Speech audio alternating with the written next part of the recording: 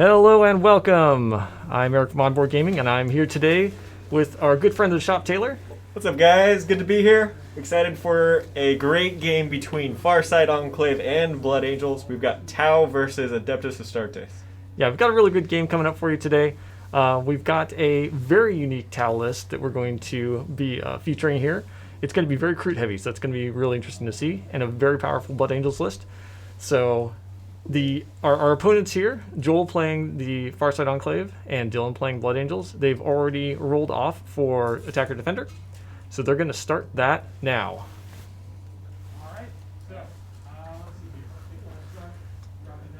Joel and Dylan are regulars in our shop. They are often seen here more than one day a week. These guys are what I would call regulars. If not, some other people would call them hardcore players. I would say that Dylan tends towards being the competitive type. He has been one of our top 2 finishers in our previous crusade in the Battle for Comus. And Joel is, I would say, a competitive player, but he likes the challenge. So he is bringing an army that is, most people would say, not entirely competitive for 9th edition. So if you are a Tau fan and you're a fan of Commander Farsight, put something in chat, put something in Discord or in Twitch, wherever you're watching. And if you're a fan of those Blood Angels, put something in chat, put something in Discord. If you are not aware, Blood Angels kind of top tier in the meta right now. Yeah, Blood Angels are quite good. This is going to be really an uphill battle, I think, for Joel. Tau typically are very good at gunline type armies. They've suffered quite a bit in 9th edition, but Joel's taking a brand new look at these and bringing a very Kroot heavy army. As you can see here on the top part of the board, he has started his deployment with some Kroot carnivores. Now those units can do a pre-game move, so he's deployed them very aggressively. They are in cover, so he will be able to move them back if needed and stay out of line of sight. But if he goes first and wants to try and capture some of those objectives, he can move up. Now, I've played Joel a bunch of times. He has very clever lists, so I'm really curious to see how this performs. Now, typically in a Tau army, you'd see a lot of Riptides, Crisis Suits, maybe some Broadsides, other things like that. There's really dedicated firepower here. You can also do Fire Warrior lines, things like that. He is not bringing any Fire Warriors, only bringing Kroot as his troop choice, and only has 1 Riptide in his list currently. Now, if you look at the right side of the board there, that is the reserves for both armies. On the top there is Joel's reserves. Now, they do look like some Space Marines, but those are some Assault Marines that have joined the greater good. They are proxying for Vespid Stingwings.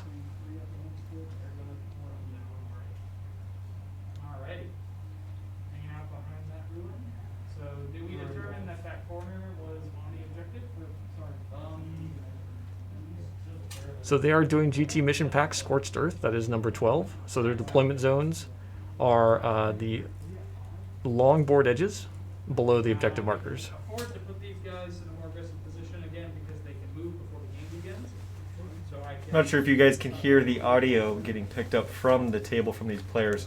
Joel is a very vocal player. Something that he would say is a downfall to his Magic playing. But I think it helps him quite strategically when he's thinking through his moves.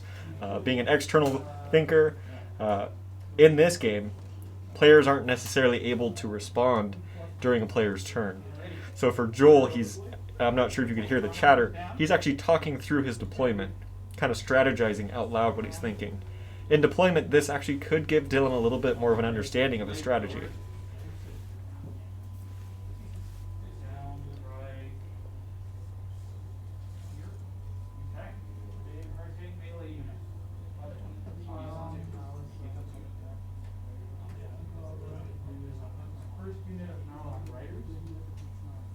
Something unique about both of these armies, as Eric mentioned, Joel's army, the Farsight Enclave, is a very shooty army. They're going to want to keep their opponent in their sights, shoot them from a distance, whereas Dylan's army, they've got a little bit more armor so that they can get up close, where they can get a little bit more dirty in combat, looking their opponent eye to eye as they take them down with fists and swords and axes. One really unique thing I saw about Joel's army is he is taking not only Commander Farsight, but he also has a battle suit where he's exchanged the 2 of the fusion blasters for fusion blades, which actually gives that unit a little bit of a close combat punch. Is that going to be useful against Dylan's Terminators? Unclear. But just the fact that he's running a melee-oriented Tau list is just pretty unique. Now today for secondary objectives, since we are playing GT Pack, Joel is taking Deploy Scramblers, While We Stand We Fight, and Assassinate. Assassinate's going to be a good one against Dylan's army here. He does have a lot of characters. However, those characters are way souped up. His Captain on a Bike is running 2 Warlord traits and 2 relics.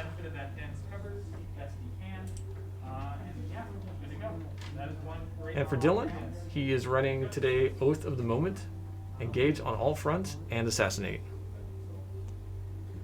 The company veterans. And with Oath of the Moment, Dylan's going to want to get in that center of the board. And he's, with the large amount of Terminators that he's running today, all Relic Terminators, I think he's going to be able to get in there and really just stick. Dylan measuring out with his tape measure there in the bottom left corner of our screen. Those are company veterans. We've got 2 unique data cards for each unit. It's a 2-man squad. Yeah, the squad does not take up a slot in the Force Org chart. It is only two models in that unit. They are 2 wounds, and they are carrying a bolter and a storm shield.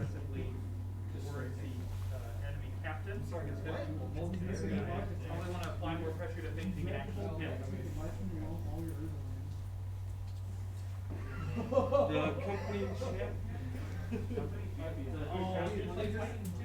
And does he still have that relic? Alright, cool.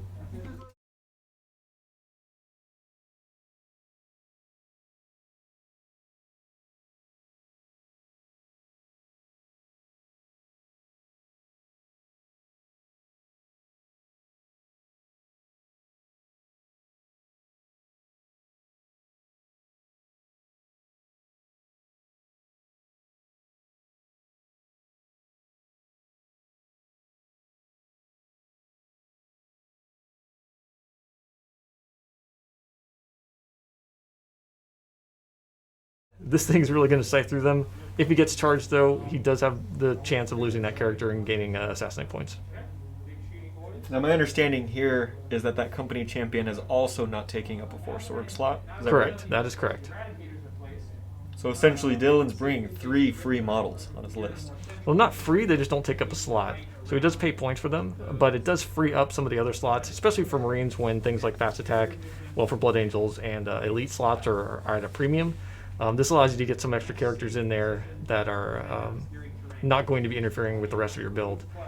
Another thing that Dylan's got on his list is a Sanguinary Priest that's been upgraded to a Chief Apothecary. So he's going to have the Warlord trait there as well to be able to res a model every turn for free, as well as Healing 2 and the 6-up Feel No Pain aura and the innate aura that the Sanguinary Priest has. So, and I believe that's for an extra attack. It puts them into the Assault Doctrine for 1 unit nearby. So super choppy there.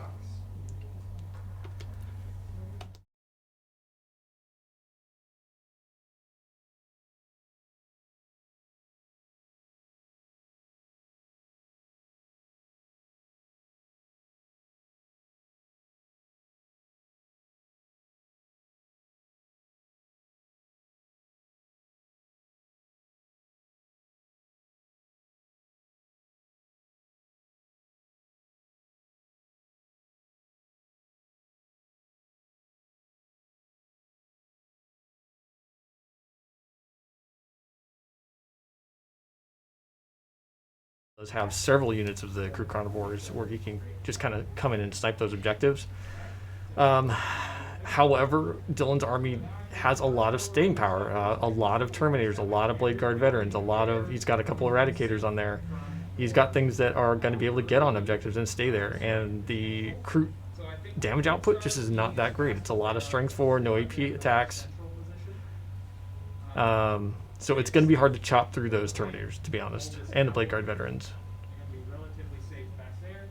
The gunship diplomats got to give that 12-inch aura to all my crew in case So another unique thing that Joel's bringing here is his primary his warlord sept is not going to be Farsight Enclave. It is the Dalith sept. So what that's doing is, specifically what he's doing with it is he has a warlord trait on there that is allowing his that's going to be buffing his troops. It gives them all the greater good ability. The sept ability that comes with the Dallas sept is that they have an ability called adaptive camouflage. Essentially, a unit that is part of this sept is able to receive the benefit of cover even while in the open. So essentially, no matter where they are, they get +1 to their saves. So, shall we roll on to see who goes first? All right, deployment is done. They are now rolling off to see who goes first. All right, let's see who's taking the first turn. Ooh, looks like Dylan's going first. He rolled a 4 compared to Joel's 1. Players are shaking hands. Here we go. Let's hear it for first turn kickoff. So this first turn roll was actually really important for Joel. His build here is going to want to be dependent on going second and being able to move out his crew around kind of reactively to where Dylan's troops are. Has deployed pretty aggressively, and this is going to give him a chance to move up the board and hopefully get some things in line of sight, out of cover, and in range for Joel's Riptide and other units to fire into. Actually, before we continue, I actually have to do my pregame moves with all the crew carnivores. Yeah, so the crew carnivores are now doing their pregame move. Go ahead and do that. So all of you will push forward with these crew. Gotta do my pregame. One of the things that I think a lot of players forget about this game is how complex it is. Today, we won't be necessarily approaching this as a competitive level of play. So little things that may be forgotten. I understand these players agree to afford each other a little bit of grace, allow each other to maybe do moves that they may have forgotten, even though phases and turns may have ended. So you will see a little bit more of a lower casual level of play compared to maybe a competitive level. Maybe some rules may be forgotten. If we miss something, by all means, please put it in chat so we can inform our players and we can learn. Again, we're not the rule book. The rule book is the rule book, so that is my disclaimer. But nonetheless, we're excited to see this. Also, Joel's list is bringing legends, something that isn't necessarily legal at competitive play. Yeah, it's not used in competitive play right now since the legend data sheets are not being updated or balanced. But we are using a couple legends units in this fight just because they're fun. And like I said, this is such a unique list. It's really fun to see these things on the board. Also, Joel's done quite a bit of work to get his converted Kroot Riders and Greater Narlocks out there. So we wanted to be able to showcase them. Left outside the profile of the building, so that way they will benefit from the obscuring. These guys don't need to because there's a window here. So as long as they just tuck in like so, then we're good to go there. That is all my carnivore moves. Joel talking through his moves, Yeah. externally processing. Of course. Sounds good. They're gonna be getting that extra attack on the charge. Love it. And Dylan is now beginning his turn after Joel has made some moves. It's those pre-game abilities that makes you feel like you're going first, but now we see Dylan walking back and forth with the tape measure, planning through his turn, thinking about which units he's going to move first, thinking about, if I move this unit forward, how will my opponent respond? He's leaning down, kind of looking at line of sight to see if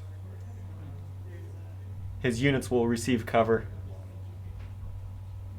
Poking forward, looks like a unit of Eradicators there. They'll nab that objective marker, as well as gain the benefit of light cover being inside of that ruin. As you can see in the bottom center there, Dylan does have a Redemptor Dreadnought. He is running the Onslaught Gatling Cannon and the Plasma Incinerator. All right. So what are we thinking here? General push forward. Or hold back.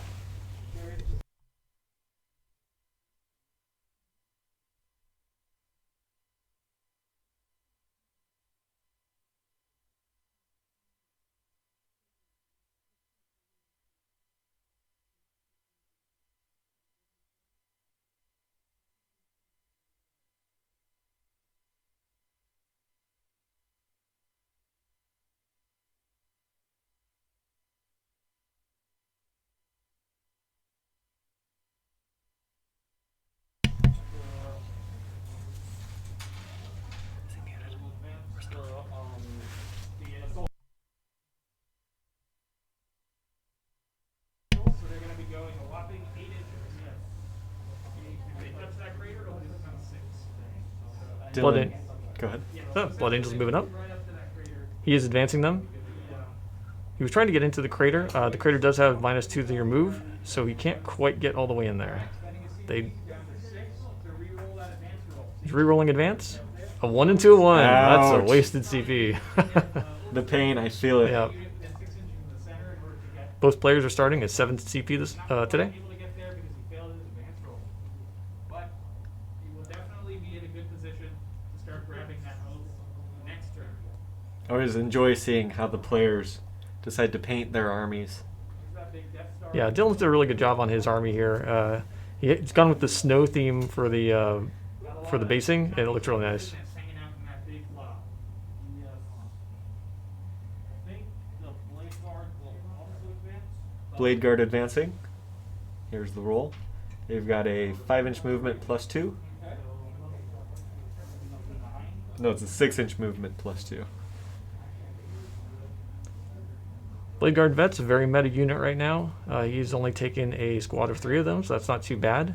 Typically, you run him in a large squad with some support units, such as a Chief Apothecary, maybe a Chaplain or a Captain to get some rerolls.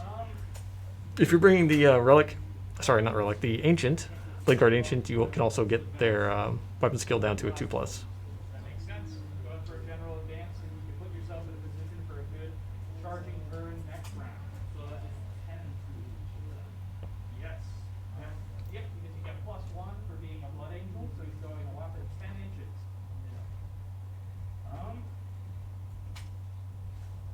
Dylan's moving very aggressively, advancing all units so far.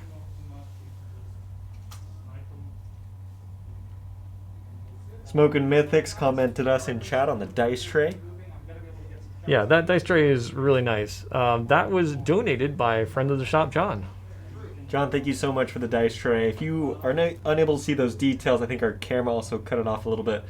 There's a border of 9mm bullets around this dice tray. I believe they are 308s. I'm not a 308s. weapons expert. That is what we now affectionately call the DACA box. Roll all of your DACA in the box. Okay. Company champion. I got a bunch of chapter champion. John has donated quite a few awesome pieces of his handiwork to the shop. If you are able to make it in and play a game, you'll see some of his terrain work as well. Maybe not. Maybe I'm thinking of someone else. I think you're thinking of someone else. Probably just tuck in behind the line. Who did our big barricades? Or walls? Oh, yeah. So we do have walls and some trenches that were done. Oh, man. Hold up.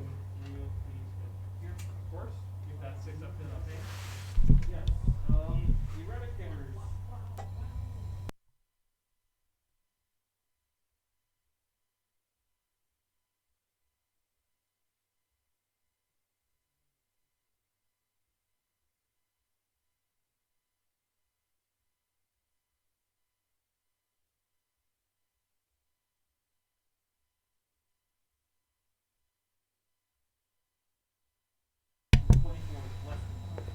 Yeah, it looks like it is 38 special, not 308s. Interesting. Smokin' Mythics knows what's up.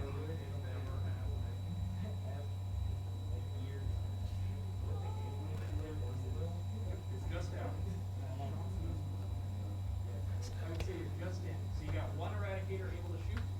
Oh, sorry. It looks like the audio cut out. We had the walls and trenches were done by Ryan Berry. Excellent terrain.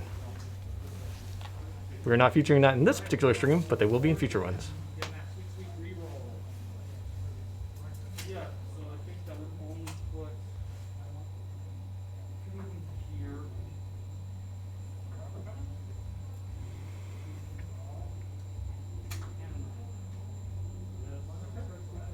You have behind those Eradicator support. Some of it. Dylan checking the range of his Dreadnought there. Dreadnought is equipped with Plasma, I believe. Yep, Is that Plasma right? Incinerator and the Onslaught Gatling Cannon. He's keeping him a little bit hidden there behind the Eradicators. He gives it a pretty solid anti-tank line right there. Thinking where he wants to move those guard off. Those golden boys are a big, scary blob. Now the Sanguinary Guard, he has 7 in that unit, and they did start on the board. Biggest damage dealers. I was a little surprised at that. Typically, you deep strike Sanguinary Guard. But he's a man with a plan, so we'll see what he does. Showing off the Bike Captain there. And Sanguinary Guard. Okay, taking a defensive stance in the Sanguinary Guard. Doing our high precision moves there. Call that the ruler scoot.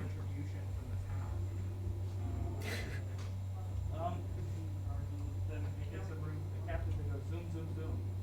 So you chose to reroll hits, right? From the reroll, so he's not doing anything. Captain's re-rolling hits. Checking the range with the objective marker. I think Dylan's hoping for a 3-inch range there. Yep, keeping that captain just within range. Hopefully benefiting from the cover in case there's something across catty corner on the battlefield that he can avoid getting hit by. He's got 4 up invul, 3 up once per game, and a 5 up killing thing. Yeah, so I'm probably just gonna ignore that guy. He's a real pain, and Now his captain does have several relics on him. He is also on a bike, so he's got a 2 up, 4 up, 5 up. And then once per game, he can turn that 4 up invul into a 3 up invul. and 1 dreadnought, and that's pretty much it. So that is going to be a lot to chew through. Probably not something that Joel wants to engage. See what we got going. They're all going to those bikers. Love it. So also, yep. So 2 shots into those Murlocs. I'm not gonna spend any claim points because they're not quite covered. So hitting on 3s. So we got 1 hit. 2 shots into Narlock Riders, hitting on 3s. On a 3 plus. Their toughness. Oh, sorry, their toughness 2s or 4. So they'd be wounding on 2s. Yep. So They are tough 4, so wounding on 2s. -4. AP minus 4, no save. They have 4 wounds each. So let's see if you This is from the Eradicators, by the way. you half kill 1. So this one here in the back is down to So each of those Narlock Riders has 4 wounds. Dylan did 2 from that Eradicator. So one of those Narlock Riders is down to 2. overcharge. Love it. So he Overcharged plasma from the Redemptor going into the same targets. This is the Krutok Riders. Hitting on 3s. Hitting on 3s, rerolling 1s. All hit. On 2s. Alright, so Wow, 4 that's a good roll. A lot of AP because of the Death Stare Doctrine. So they are flat 3 damage each. So that'll drop 1 guy. So all those went through. They are flat 3. They have 4 units per base. Wounds remaining. So he removes 2 bases and has 1 wound remaining on 1 base. Looks like the rest of the shots from Redemptor are wasted. He is not in range. Max range on that onslaught is 24. So I got a roll for a morale check on those Narlock Raiders. They lost 2 guys. Let's see if any more run. Running a morale check It was a 4, so they on the Riders. He rolls a 2. That succeeds. but they didn't lose 2 men. So that was a really fast, not too much shooting power out of Dylan's army, and he did advance most of his units. Let's see here. So that's the end of Dylan's turn. Engaging all the fronts because you have, Bottom of turn 1 here. Joel is talking through strategies. and you didn't get within range to do. Well, that happens at the end of the battle round. So no points at the end of turn 1 quite yet. So no end of turn scoring for Dylan quite yet. We ready to move into Tau turn 1. Moving up to moving into Joel's turn, bottom of turn 1. Let's look at what we got here. So I'm really curious to see exactly how stay away from those Sanguinary Guards. he maneuvers here. Shifting, doing a bit of a refused flank on the right side is probably the move in this situation to deny the effectiveness of those Sanguinary Guards. So I think what I'm going to go ahead and do is I'm going to push up these Krut. First, finishing command phase stuff. I'm not going to. Now Joel does have a lot of Krut here, but they do have strength 4, no AP, rapid fire weapons. So trying to chop into those Blade Guard vets, it's going to be really difficult. Probably not going to do much to Eradicators, and he's pretty long range for that.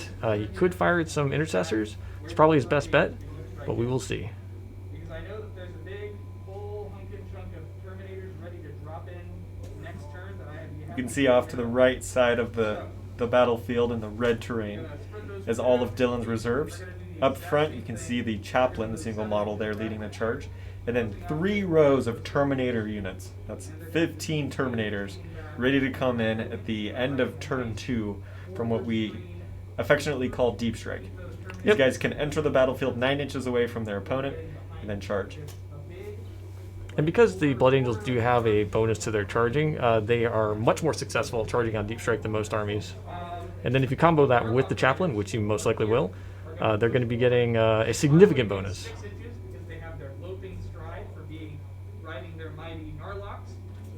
push straight forward Krutok's riders automatically advance 6 inches, and also provide a nice forward getting a screen nice good while forward nabbing position that here. objective. Nabbing that objective early. So, they're going to And as you can see, he has moved his Groot Carnivores out to the corners to screen off that field to prevent Dylan's Deep Strike from hitting him next turn. Now Dylan has to deploy his Deep Strike reserves by the end of turn 3, so the next couple turns here are going to be really important as far as positioning is concerned. commander move up behind him. If Joel plays this right, Dylan will need to deploy his reserves essentially in his own deployment zone, basically setting Dylan back to where he should have deployed them in turn 1 in the first place. He doesn't have a whole lot of shooting. So there we go. The Riptide can also provide some cover for that commander because Joel's keeping his commander a little bit behind that Greater Narlock. 12 inches over here. He wants it to be able to give the Kroot aura buffs, but he does not want to get charged. Getting charged by anything in Dylan's army means certain doom. And also getting a nice bead on that whole area over here. Commander Farsight Joel's moving up his Riptide, trying to get line of sight on the bulk of Dylan's forces. as Also moving up Commander Farsight. He's going to go ahead and advance. This is the gunship diplomat with his cyclic ion blasters. He wants to keep up and get into a nice Roll here position, to so advance. 8 plus 5 makes 13. So he's going to be able to fly right over this gantry here and land right snug behind the Riptide. It's a commander party. Over here, Now these correct me if I'm wrong, but that um, large unit we see there towards the top of the screen can overwatch for nearby units. Is that right? With the Greater Good ability, really everything can overwatch for everything else. So essentially, if Dylan isn't aware of this, not only do Tau overwatch for free, But that's okay. he's also going to get some pretty large hits coming in at him. He is going to be getting some shots in from the Kroot as well. Cold stars over here where there's not a whole lot of pressure being applied. We try to pick off those company veterans off in the corner. Pretty aggressive movement here on the primary objectives. When they advance, Joel is now controlling 3 of the 6. all the way over here, using these Narlock riders as cover, but backing up slightly so that way some Terminators. So Joel has now moved his Cold Star commanders. They have an incredible move range when they advance. Behind these Narlock riders in the group, so no potential. He's amassing all of his commanders in one spot. They are mostly armed with fusion blasters, so that could be a real nasty overwatch. They're both in range. I think I'm going to actually have to go in an aggressive position if I'm going to apply that pressure. Perhaps. He's trying to get them in range so they can fire at those 2 company veterans sitting in the crater. Both in a gamble. So I think I'm going to pull this commander back here. They're 40-inch moves there. A-okay. Since Joel does have scramblers as one of his objectives, he is going to need to get a unit somewhere in Dylan's backfield to score that. Right now it is being screened out, so it looks like he's going to try and remove those company veterans. Now they do have 2 wounds. They do have, well, they're in the crater, so 2 up, 4 up. They're not that important. These guys are just going to push forward slightly as to not put themselves in a position. We've got some great puns going on in chat from Asian Pride 389. He said that those Kroot are critical to Joel's mission.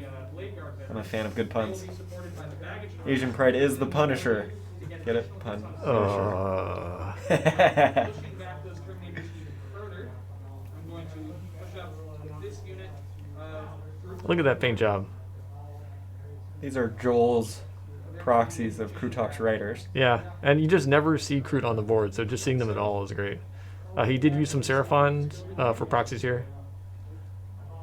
And then this unit here is going to plug the gap in my back line.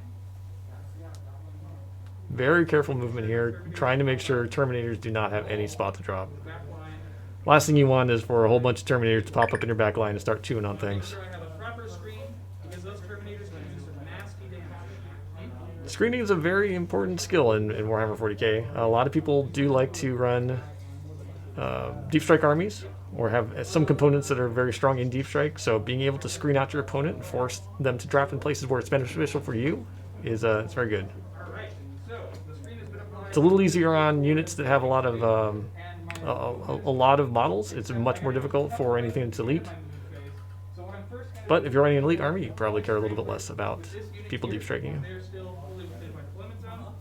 And then I will also do Nova Charge. Joel is raising scramblers, or sorry, activating scramblers on Deploying that Kroot. scramblers. Deploying scramblers. He's doing Yeah. something with scramblers. He's scrambling up in the top corner there. You can see the card he's waving around there as his reminder. He has decided not to deploy scramblers, but instead to deploy scramblers on a different unit. So later it's probably good to apply, get the deploy scramblers out of the way early in the Yeah, he has to do that in 3 areas. He's doing the middle area now. Probably pretty smart. on this Riptide. Now he is novacharging the reactor on the Riptide Shots from the burst cannon. to upgrade the burst cannon to 18 shots. Spending 1 CP going down to 7 would give him a 3-up in vulnerable save. So he's going to be a very tough guy. He is branch novacharging that, takes a mortal wound, and now has a 3-up invul, as well as 18 shots out of the burst cannon. Straight into the shooting phase. I will start by spending 1 CP at the beginning of the shooting phase to do the command and control node. What that Now does spending 1 is it CP gets for our command and control node. and he allows the Riptide to reroll all wounds. This will allow the Riptide to reroll all wounds as long as the commander does not fire. And since it's Commander Farsight, he does not need to fire. Spend, I think, 1 CP going down to 5 on aerial targeting. I'm going to place 1 marker light onto this unit. Joel is spending 1 CP for aerial targeting to place a marker light, giving these guys rerolls whenever he targets them. What else do I want to do here? I think that's about all I'm going to So for that Riptide, it means he's going to be hitting on 3s, rerolling 1s, and then rerolling all wounds. the bread and butter of the Tau. Let's see if this commander Starting the shooting phase. just out of those intercessors, that's okay. So these cyclic ion blasters here are going to try to wipe off that Cyclic ion blasters into an intercessor squad. advance. So you will be at a -1 to hit. So I have 3 cyclic ion blasters on this guy with advanced targeting, so 9 shots. I am going to be hitting on 2s. Do I overcharge these days? Because I don't have any sort of rerolls on those guys. So I think it's not really worth overcharging. Killing them outright is not super important. I don't want to take He is not overcharging. He does not want to risk it. mortal wound had I done that. It's 2 misses because I advanced. He did advance, so 2 misses. No mortal wounds. Actually, I just remembered I do have the twin wing stabilizer jets on this guy, so I probably should have overcharged, but that's my bad for forgetting. So I got 5 wounds at AP -2. 5 wounds, AP -2. Yes. They are in cover, so it's going to be down to AP -1. Needs 4s. So it looks like 1 guy drops. Fails 2. Oh yes, you have your 6-up then on pain. And 6-up feel no pain. And he gets 1. That cheap apothecary, man, that always makes his points back. Fire with the. I think let's get the Riptide out of the way. Let's see what I can do. Riptide lining up the I fire. got a straight shot to that guy right there, so no events intervening. So I will fire everything into those guys from the Riptide. Let's see if he can knock out that big target one there.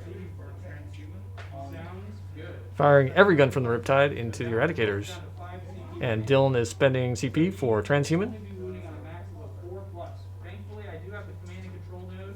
Now, because of the command and control node, he will be able to reroll these wounds, but he cannot wound on anything less than a 4. Thankfully, because of oh wow, that marker light I placed on them is going to be very helpful as I go to rerolls.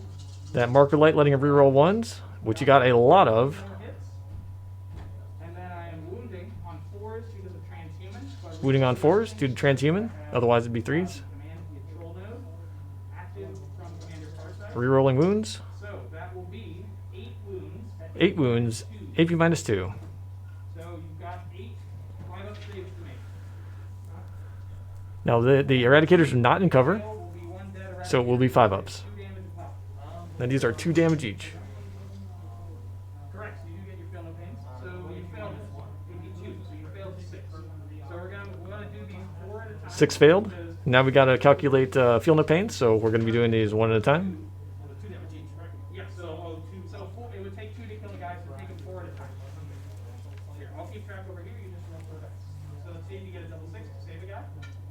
Nope, so that is 1 down. 1 down, The next 2, let's see if you can save a guy. Nope. 2 down. 2 out of the 6. Oh, they're triple 6. Triple 6s. Left on 2 wounds. Let's see if I can drop them with the smart missile system. 1 Eradicator left with 2 wounds. Here comes the smart missiles They're hitting on from the Riptide still. 2 ones to reroll there, and wounding on 4s because of transhuman, but rerolling 1. Wounding on 4s and rerolling all. Because of the command and So I got a whopping 3 wounds at AP1, 3 wounds, AP -1. It's gonna need 4s to save. 4 ups. He makes Oh, he makes all of them. 5, 5, and a 6. 1 wound, 2 wounds. 2 wounds, you're correct. 2 wounds remaining on his last Eradicator there. Joel taking out his biggest threat early. And it came so close. He could have wiped that whole squad, but man, sometimes the dice are just against you. Or for you if you're Dylan. Yeah, rolling all those Feel No Pains and then getting the saves at the end there. Really good. Alright, so now I'm going to see what else I have to shoot with. I think I've got this commander here. Those blade guards are a big problem that I probably need to start dealing with. Joel thinking about those Blade Guard veteran squad. Those guys have a 2-up, 4-up invul. These guys are really tough to take off the board. Yep, 2 up, 4 up. They're going to have the 6 up Feel No Pain from the Apothecary. Apothecary can also resurrect models as long as the unit isn't at full health. And the Apothecary is also the Chief Apothecary, so he can heal 3 wounds twice on nearby units each end of each movement phase. Yep. 2 wounds inbound, AP2. Both failed. These are D3 each. First one does 3. Apothecary does not save him, so that's 1 BGV down. Also 3. 2 Blade Guards down. That was quite good. Now that Chief Apothecary is going to be able to res one of those models next turn. You can either do it from the Eradicator squad right now or from the BGV, so it's going to be a choice that Dylan's going to have to make. So I need to look at finishing off that last Blade Guard. So this unit cannot see him. So they're going to pick on that last Eradicator. So I've got 6 shots. Joel trying to finish off the Eradicator squad. 6 shots coming in hot. Hitting on 5. Hitting on 5. 6s to hit generate additional hits because the baggage harness. 6s explode into additional hits. I got 2 6s, which would Wow. be 4 hits because of the baggage harness. I am strength 7. So that is, yes, you still have transhuman active, so that is 4s to wound.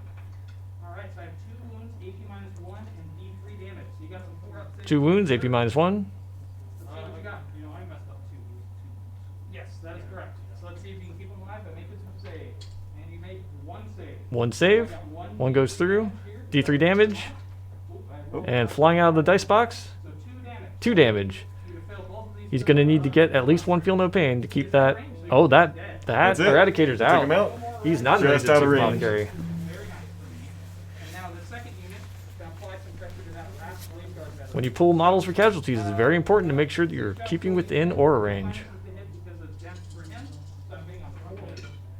No marker lights though. Marker lights hitting on 4s. Effective as a shooting round, and then wounding on 3s because I'm strength 7. Oops, sorry. That was not marker lights. Your storm shield gives you a 2 up, so you got a 3 up save because of the AP -1. So you are good to go. So I'll try to pick him off with this big Narlock's gun over here. All right. Greater Narlock firing weapons. Twin heavy cruise rifle. Twin heavy cruit rifle hitting on 4s. 2 hits. And then I'm wounding on 3s. Wounding on 3s. Strength 7. That is 1 wound. 1 wound. To make, sir. No AP. And you are good to go. Saves it on a 6. Any other guns to go into that Blade Guard veteran? If you're tuning in on Twitch, we've got a That is about it. cool cat flood coming in right now. So I've got 4 fusion blasters into those company veterans. 4 fusion blasters into company vets. He's really trying to open up that side of the field so he can drop those Vespids in and get Scramblers next round. Against company 4 for 2 to wound. If you're a Strength Joel 8. fan, let's put something in chat. Give it up for Joel. 3 wounds, AP -4, but they do have storm shields. Correct. So 3 4 ups. Gonna need 4 ups. 1 goes through. Looks like 1 goes through. veteran. I dropped 1 company. 2 damage. So 1 company vet down. not bad. And then Not quite what he wanted, but it's what he got. see if I can pick him off with crude rifles. That'd be kind of funny. So I got a couple of groups here that can see that last Blade Guard veteran. At least 2. I have at least. Oh, they're deploying Scramblers. You're correct. Thank you for reminding me. So in fact, I think that's it for the time. Joel almost ruined his deployment of Scramblers by firing at that Croup squad, but Dylan reminded him because that's what heroes do. Blade Guard veterans alive, there's not a whole lot I can do about that. So I think going into the assault phase, I'm not really much of an assaulting army.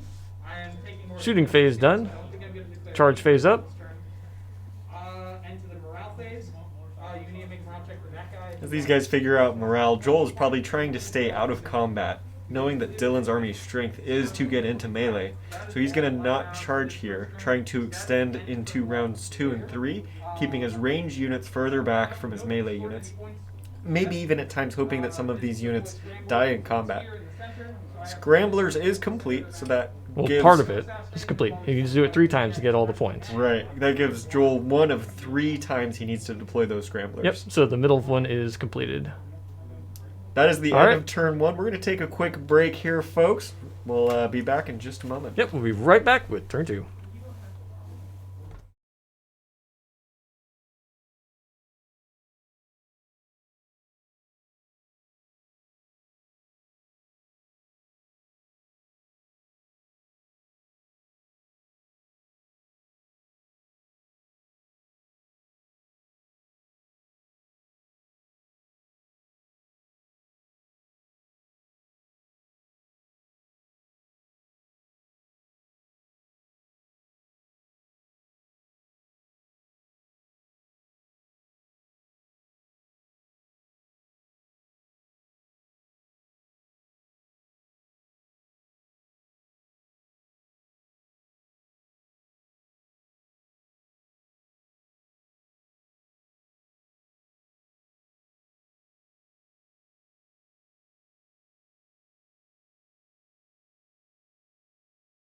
Then I probably wouldn't be as eager to say what I'm doing, but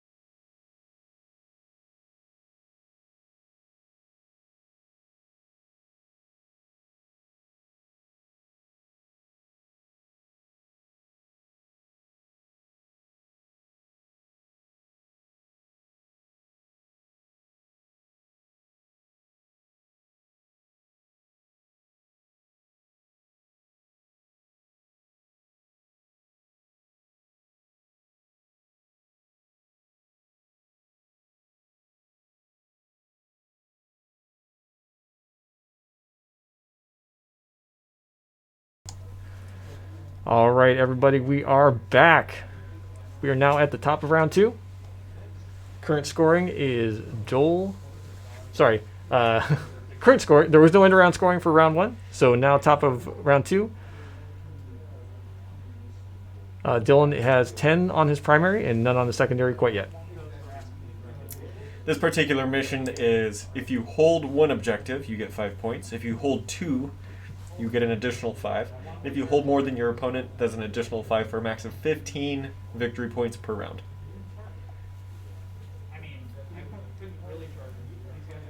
Now remember, Dylan went first. It may have been confusing because Joel started moving his models first with those pre-game moves.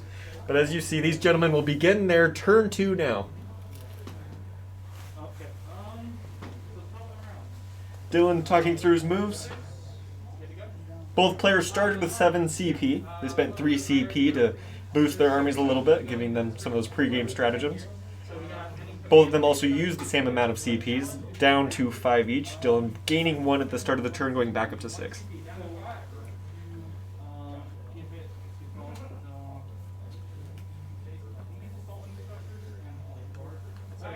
So that's a stratagem, so you can give the blood chalice to 2 units. Actually, no, it's going to go to both the assault units. Awesome. So they're both going to be in the assault number. All right, so Dylan is spending a CP here to extend the Blood Chalice ability to both Intercessor units in front of it, so they will both be in the Assault Doctrine for this turn. Also gaining 1 CP for Command Phase, and away they go.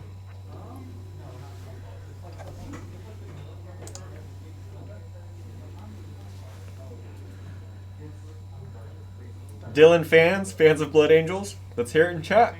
Give me some emojis, give me a shout out. Let's hear it. For the Emperor.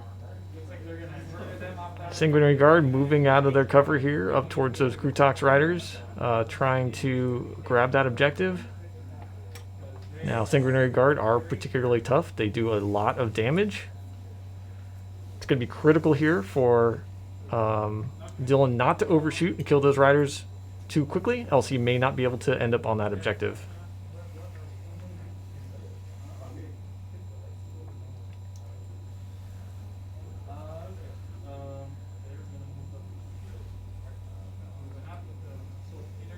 Assault Intercessors moving up.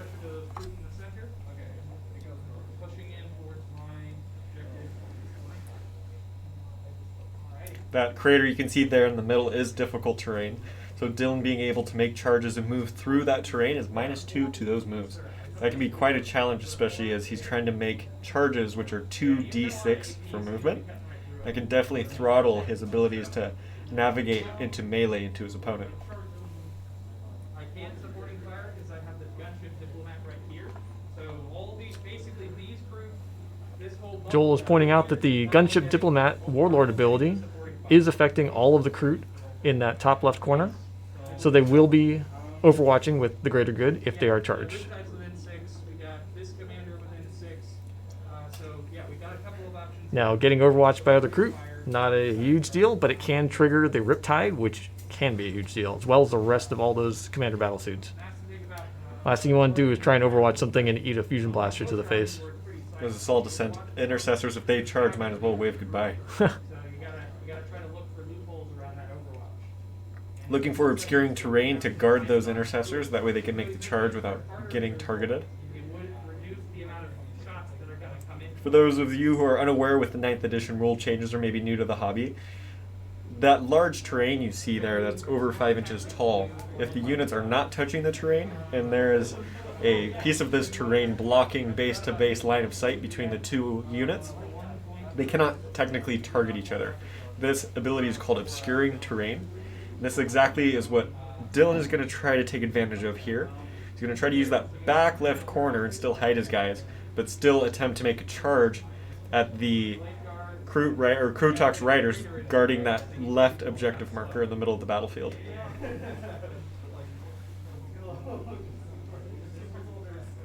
is just a bunch of crew. And they're probably gonna die if those intercessors hit them. So yeah. Joel does have a bunch of Kroot Carnivores on the board today. As we've mentioned before, they are relatively fast. They are not relatively tough, and they do not do that much damage, but they can screen. They do screen, they do grab objectives, they do have OBSEC, and they can move block, keeping the more damage dealing units safe. Great shot here of Dylan's company veteran, putting him smack dab in the middle of the battlefield. Dylan's one of his secondaries, his Oath of Moment. One of his points he can gain, his secondary points he can gain, is by actually keeping a unit in the center of the battlefield, as well as not falling back and taking out an opponent's monster or vehicle unit. I'm thinking being able to set up camp in the center of the boards can be pretty easy here for Dylan. He's gonna tuck in right there in that building. Sounds good. Kind of brave leaving him there out in the open. He's gonna move up just behind him. Love it.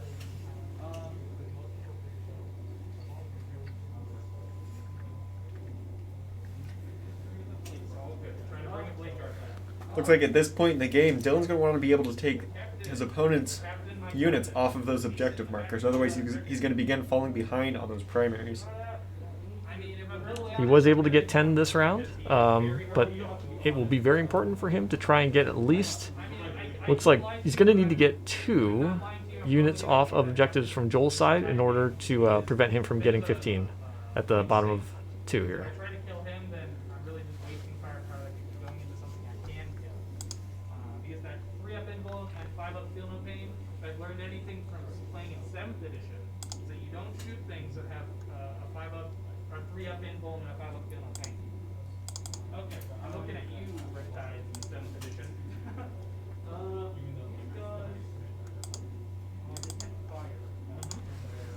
Yeah, but I mean, they really need to. Because they're only not effective. Good pick on Cruz. Scoreboard's been updated. Sorry about that. To my firepower, we'll do them from here.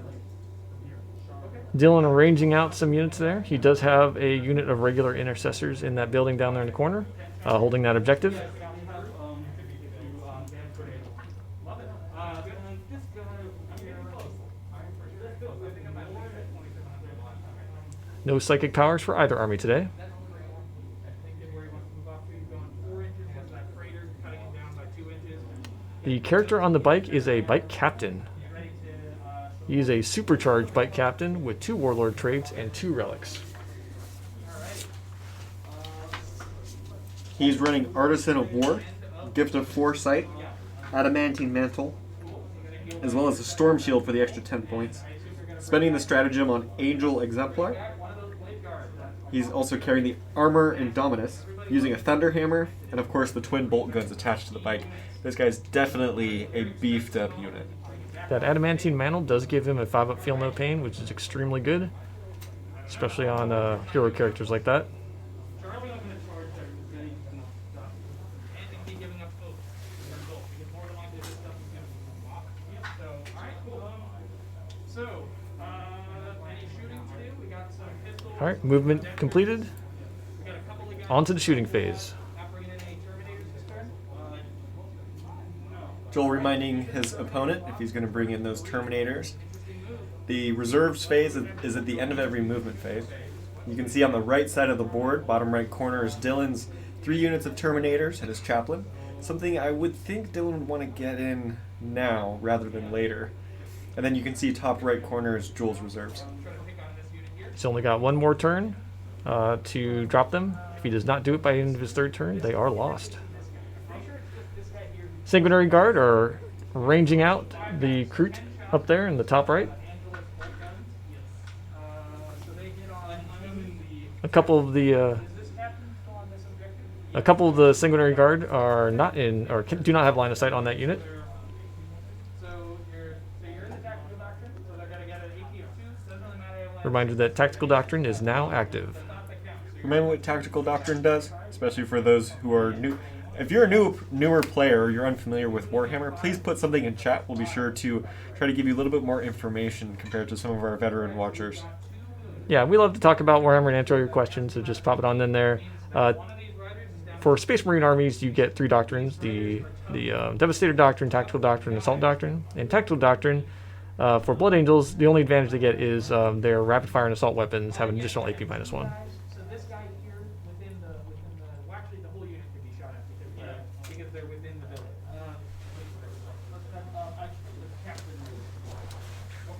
Captain aiming for the Kroot in the back right corner. Hitting on 2s. This is Bike.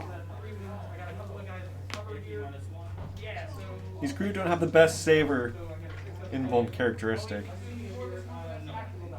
They do not have an invuln. That's a rapid fire weapon. So if you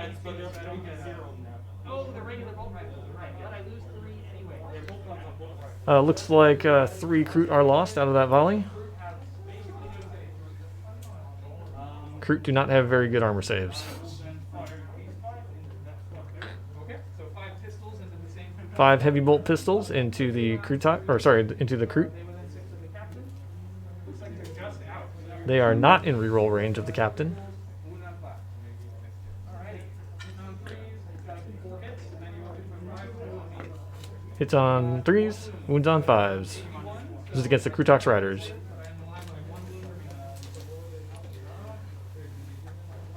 1 wound done. Fire some pistols into Gnarlock Riders. More pistols into Gnarlock Riders. These are from the one of the characters in the center there. Hitting on. That was a hit and no wound. 4 wounds each for each of these guys. I would imagine that Dylan would rather focus his fire than split his fire. Yeah, I definitely would do that. Actually proving to be a little more resilient than I was expecting out of this. Dylan measuring his range of his dreadnought here. 9 wounds on that Greater Narlock. He's trying to decide if he wants to fire at or not. So both of these are obscuring all of these commanders. Monsters and vehicles provide monsters and vehicles and units having Joel reminding his opponent that the Greater Narlock is characterized as a monster vehicle, which allows the HQs, the character units behind them, to get Lookout Sir. Right.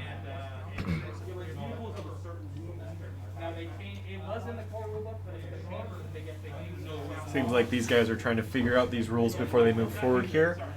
Dylan trying to figure out if he can aim at maybe some of these commanders, weaken them a little bit, or if he should try to take off this Greater Narlock.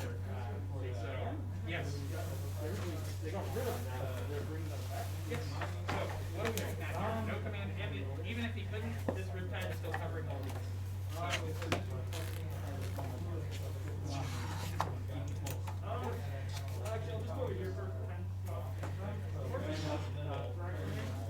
Alright, Intercessors did not move. They are going to be firing 10 shots from the bottom right corner up into, looks like, the Kroot in the top left.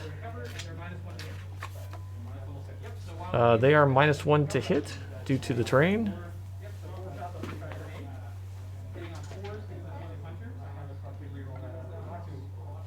And they do get a bonus cover save due to their Tau Farsight. One of those dice popped out. Looks like no wounds made Yeah, it no through. wounds. Surprised. That was from the grenade launcher. So here comes the bolter shots. A lot of shots on these guys. Let's see how they take it. Hitting on 4s, wounding on 3s. 3 wounds. AP -2, but he is in cover for their 4-up armor, so we get saves on 6s, does not save any. 3 Kroot are down.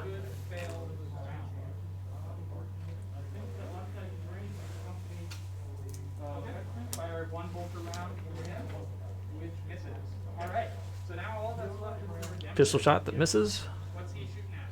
We got that big gun, we got a couple small guns. Alright, lining up that dreadnought. Decisions. Riptide's got a 3-up invul right now from his Branch Nova charge from the prior round. No shield drones on the board today.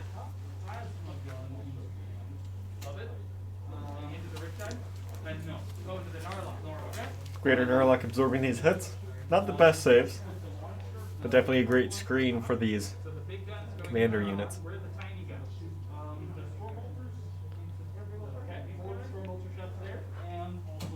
Dylan splitting his fire between the Greater Narlock and the Krutox Riders. putting the small arms fire into the Krutox Riders, and then the Greater Narlock will be getting the Onslaught and the Plasma. 2 shots. Hitting on 3s. Missed one. Oof. Doesn't feel good. No save on that for AP4. 3 flat damage. Wow, D3 shots. That's 3 shots. Dylan's dice are not looking too good. He's probably not feeling too good about this. Chat, let's give him some encouragement. Maybe encourage some better rolls out of there, especially as Joel makes the save. Disappointing for Dylan there. Would have been nice to knock out that Greater Narlock.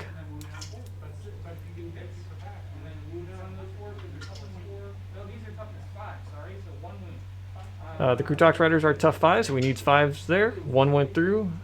No saves. 1 Krutox Rider is removed. He had 1 wound remaining. Hitting on 3s, wounding on 4s here. Strength 5 versus toughness 5. Yeah, so this is 4s. Missed them all. Come on, guys, let's hear it for Dylan. Put something in chat. So I think that is all the shooting for the Blood Angels. So any charges to declare. That concludes the shooting phase for the Blood Angels. Dylan thinking about if he wants to make some charges, also double checking, making sure that all of his units have had an opportunity to shoot if they can. Yep. Looks like he's measuring out. Not a great shooting round for Dylan there, but Blood Angels are not the best at shooting anyways. Where they shine is in close combat, and it looks like they're going to be getting in there real soon. That is a extra inch charge for Blood Angels, so he's getting 10 inches in. He's going to fly right through those guys, pun intended, with the Sanguinary Guard coming in hot with those winged units.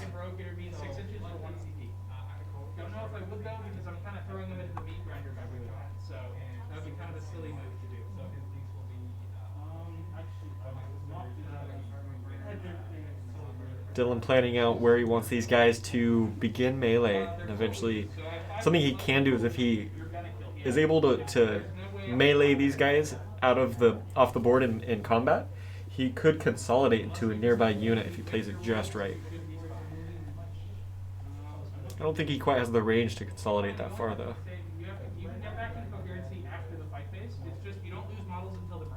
That would be a long consolidate. I don't know if Blood Angels have anything special that allows them to consolidate 6 inches. If you're a Blood Angels player in the chat and know the answer to that question, please let us know. I think the first thing that comes to mind is a chaplain ability, but I'm seeing that chaplain camping out over there in reserve still.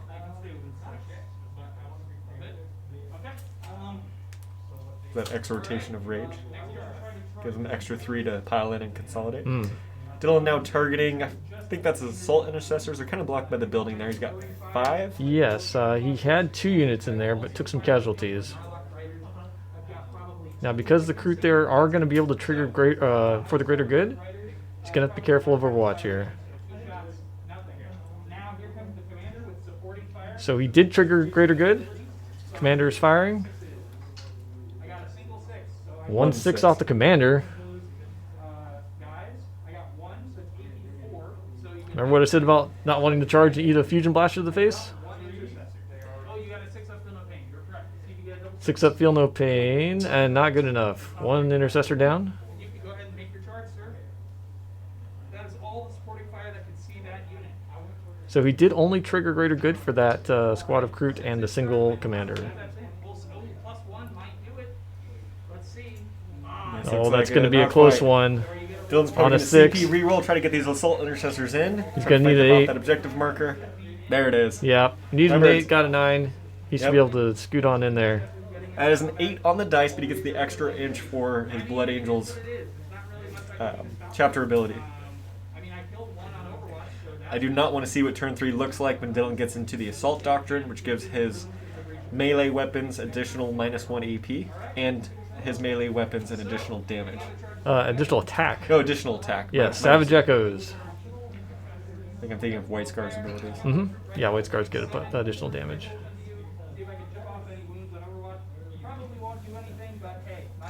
Alright.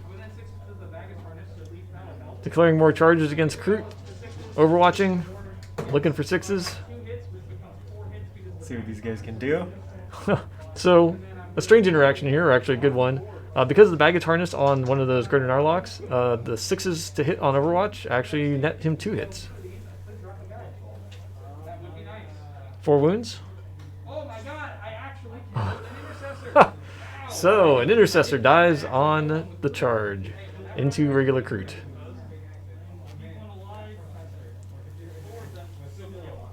Yeah, you're dead. Those critters are super dead. I mean, unless you roll really bad, which could happen. You never know. Joel's expecting those crew to die. I think his primary tactic with them was to deploy scramblers and essentially sacrifice them or make them a roadblock for Dylan's melee units. Rolled a 5. He needs a roughly 6-inch charge to get in there, and he's good to go. And I think that's probably it for your charges. Because I assume you don't want to charge these. Dylan looking around for anything else to charge in. He's going to be keeping at least one character in the center of the board there to score for Oath of the Moment. The company champion is charging into those Kroot that already been charged, and that is a fail. Too short. And it's -2 to his roll since he's in a crater there. I have 4 CP remaining. So, -1. They can hit kind of. yes, killing a Sanguinary Guard would be very nice. I would Dylan cannot re-roll that. He already used his re-roll in the Assault Intercessors. So that kind of leaves that company champion stuck there in the crater. And because he's not in range of any other units with 3 or more models, he's not getting the benefit of Lookout Sir. I think this point of the game, we see Dylan's backfield is wide open. And I don't know if Dylan's remembering that there are Vespids in Joel's reserves, which means that that objective marker that the captain is holding could potentially be taken. And I don't, even though I was talking it up, I don't think I'm going to interrupt those 2 Narlocks because I feel like that's wasting CP. I think at this point too, having so many units in reserves makes, I think, what Dylan's army looks like is a smaller force compared to having the majority of Joel's army down, or at least less units in reserves. Looks like there are so many more models on the board, but in reality, both players have probably lost about the same amount of models. Thankfully, you don't have any sort of rerolls to assist them, so it's just coming down to what you roll on the dice. You do get +1 to wound for these. So we're doing the fight phase now for the Assault Intercessors on the left side. Now, they were in the Assault Doctrine due to the Sanguinary Chaplain's ability. So those 4 guys get 21 attacks. Not a bad roll for a hit roll. That's looking about average. And then wounded on 3. Looks like an above average roll there. Dylan probably feeling pretty good about that. Wounding on 3s. Wounding on 3s. Oh, that's a lot of 1s and 2s. Oh, makes up for the good roll in the hits. 4 wounds, AP -2. 5 wounds, sorry. 5 wounds.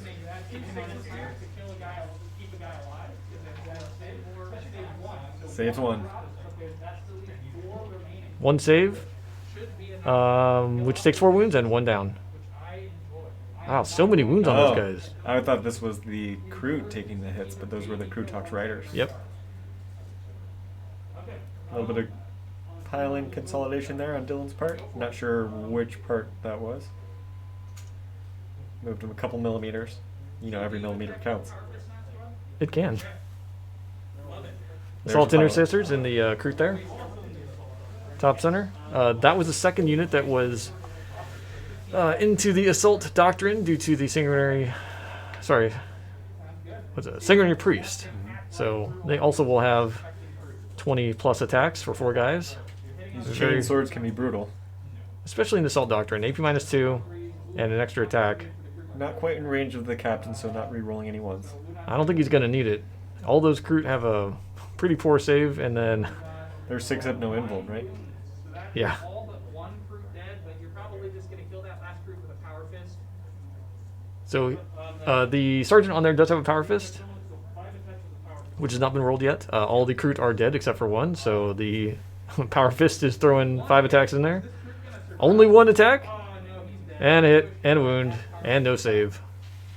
F in chat for the crew Yeah, in that F in unit. chat for that brave singular Kroot that got punched in the face by a Power Fist. Yeah, they would be the closest. Dylan looking to consolidate it into the nearest unit. He's got a 3-inch. Which is behind him, so he's moving, sliding off to the side there. If I'm totally honest, I might just save us some time and pick up the model because they're gonna die.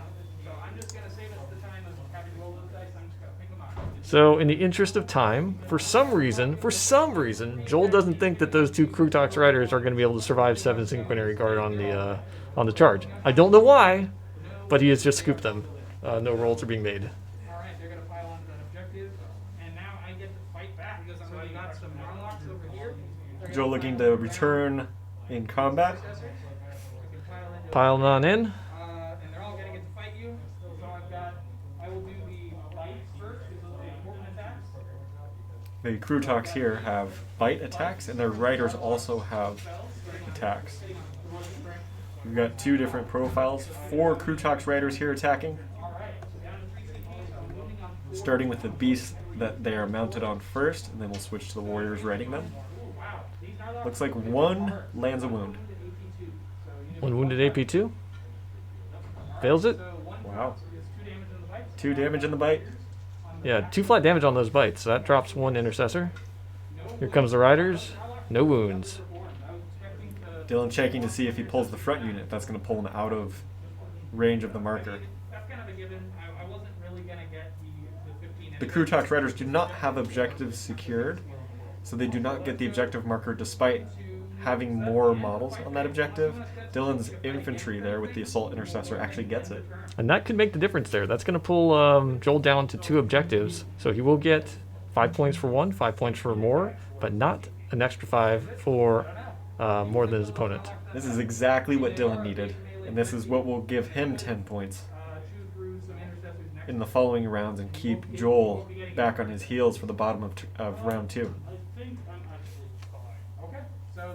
This is looking like a close match. I was thinking it would be swingy. Yep. If one player would have pulled ahead, it would have taken away with the lead, but it's looking like it's going to be a close matchup. Doing morale checks. And reroll. There we go. Everyone's good so far. And these crude over here, they lost 3. That is a 6, so they're okay. And these guys also. Everybody good to go so far. So I failed there. Failed there. He's going to have to... See if any run away on ones. The No rest one. are fine. No ones. Just 1, please. Yep. Not too bad as far as morale checks concerned. Does that leave the back corner of that battlefield open to Dylan's reserves dropping it? I'm not sure if Joel's I don't thinking know. that. It's Pulling going to be Moss real off. close there. That's the end of your turn. Let's see what we got the score. All right, top of turn 2 is done. We are doing some scorekeeping here. Fronts, it doesn't look like it. Yeah, neither of these are wholly within, so no points for engage. So nothing on engage. For assassinate, and both scores at the end of the round. No assassinate. Moving into Tau. So Dylan's going to stay with his 10 on primaries and no secondaries yet. Holding 2 objectives. So we are tied in the primary. And then I'm going to go up to 5 CP. And at the top of Joel's going to score 10 for primaries. He has 1 and 2, but not more. that would be a spicy move from this guy. Unfortunately, he cannot see the. I think I hold on to my Master of War for a later turn, because I think having that in a later turn would be very useful. So, movement, I will probably want to go with the troop first to see where my. All right, Joel starts out his movement phase. I have to keep in mind those Terminators are still rocking around. Still trying to maintain that screen, although he's lost a few bodies there. I'm going to apply some pressure to these intercessors.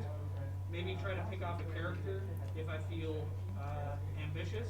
Interesting relationship here between the Tau and the Krutox riders. Actually, the Krut as a whole. These guys are actually able to get into melee, something that is abnormally a Tau trait. Yeah. In the lore, the Tau are bigger fans of staying clean and keeping their opponents at a distance, and it is below them, essentially, to get into hand-to-hand combat. So the Krut and the Krutox riders, the great Narlock you see that Joel just moved there, are stronger melee units for a Tau unit. The Krut lore there, they're a bird humanoid-like creature. They live in a section of the Imperium where they have in the lore they've gained evolutionary advancements from digesting their opponents. So if they want more strength, they would devour an orc. If they want more psychic abilities, they would devour an Eldar. So they are able to absorb those abilities. So they're Tyranids, is what you're saying. In a way, yeah. They're a Tau version of a Tyranid. In the back line, get some more proof. Because what are they good at other than screening? Am I right? So in the relationship between the Tau and the Krut are seen as disgusting and kind of below the order or the royalty that they should be holding themselves to. But as you see Joel using them here, they are able to get into melee without sacrificing some of those stats for bringing the Tau part, the sept part of his army to shoot. So he's got a nice, you can see the green and the red. The red are the shooty units, and the green are the better melee. Obviously, the Kroot that you see Joel moving now have only range, or I guess are geared more towards ranged warfare. Joel measuring out to the corner, making sure there are no holes for a 9-inch deployment for Dylan to come in. Yeah, he definitely needs to be careful there. Those 5-man Terminator squads can have a pretty small footprint, so you don't want to leave any gaps. The last thing you want is a Terminator squad to appear in your back line, especially where all those commanders are. Options here for Master of War next turn. So I'm thinking what I do is I move back with the Riptide, put myself in a Joel pulling the Riptide back, trying to keep range with his opponent with his shooty models. Checking line of sight to see if he has a good shot on perhaps the Sanguinary Guard. Would that So what he's doing here is he knows that those Terminators have to drop next round, else they're going to be lost. So he's trying to line up so that no matter where they drop, they're going to be in line of sight for the Riptide to unload. actually might try to charge those Blade Guard in the center, perhaps apply some pressure there. They'll have You can see all of the equipment on this model here. He's got rockets, big guns. He's definitely an asset to the army, and his size definitely demonstrates his value. Smart missile system and a heavy burst cannon. Heavy burst cannon is exceptionally good at killing Marines with their 2 damage. And if you branch or if you Nova charge, you can get up to 18 shots out of that. It's quite good. payload, if that's okay, because I can just jump 20 to right here behind these Kroot. Battlesuit can fly. Was that Commander Farsight? So that was one of the Cold Star commander suits. Yes. Here to try to pick on. Joel definitely looking to screen using the max movement there on his flying unit. That's not a bad idea. Yeah, those Cold Stars can move, I believe, up to 40 when they advance. Over here, open up them to charge. Very mobile. This guy has some options. Do I pick up the Blade Guard? Do I pick on this guy over here in the distance? I feel like picking on him in the distance might not be a terrible option. So what he's going to do is he will hop up over here, up onto this building. In fact, I just want to stay back so I don't get hit by Terminators. Keep the charge into these groups. And he'll try to pick on maybe some. Not sure if you viewers can hear, but both players are talking through their actions. We're hoping that our camera that is next to the players is picking up what is going on in the battlefield there. Joel, being an external processor, is essentially telling his opponent what he's thinking. And Joel, as he's talking, is able to find some of the mistakes that he might make if he were to not talk them out loud. But that's really good. It's good for the viewers to know what's going on, and I personally like doing that as well when I'm playing, just so not only do I get to sort of emote what I'm doing, but my opponent knows what I'm trying to do or what I'm doing as well. And that way, if there's any issues with the rules or anything else, then it lets everyone just kind of ask questions. All right, Deep Strike coming in. Here comes the Vespids. Joel walking around the table, bringing these guys in the corner. All right, putting the Vespids down in the corner and immediately deploying Scramblers. That is done in his turn.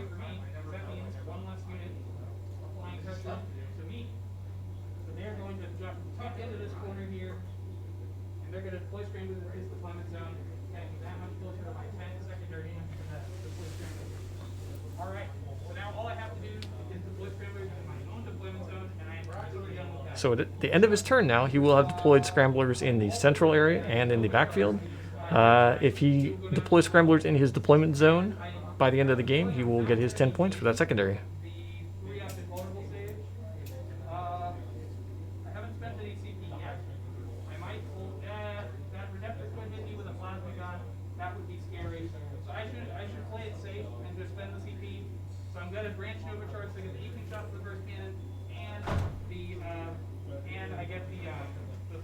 Joel is branch Nova charging on the Riptide to get the 3-up save, 3-up invul, and 18 shots out of the burst cannon.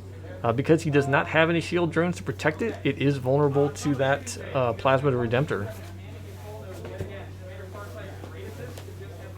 Commander Farsight activating the command and control node again for 1 CP, which is going to let that Riptide reroll wounds again. I think I will go ahead and move into my shooting. I'll start and see what these commanders can do against these Sanguinary Guard. Joel has now taken some commander shots at the Sanguinary Guard. So I'll start with the one that didn't advance. He's going to do the most damage. I think I spend the CP on aerial targeting. Joel using aerial targeting, a stratagem that allows him to essentially give these guys 1 marker light, allowing him to re-roll 1s in the shooting phase on hits. Commander, I don't think it's worth spending any more CP to reroll wounds. 1 commander firing in, fusion blasters. All hits. He did not advance. Then I'm wounding on 2s. Wounding on 2s. Up in score. That's 1-1. Unfortunate, but I can't do anything about that. AP4. 3 at AP4. Save. You're benefiting from cover from breaks. You'll get 3 5-ups. Essentially what Joel is trying to do here is he's using one of his stronger units to take out one of Dylan's also stronger units. These are D6 each. 3 went through.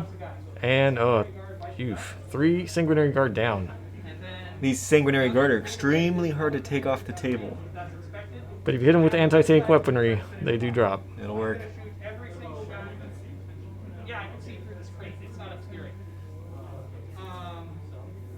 Dylan did pull the models off the front of that, trying to hide behind that crate and break line of sight from his other firing models. I'm going to unleash everything from the Riptide. I need to make sure that they bite the dust.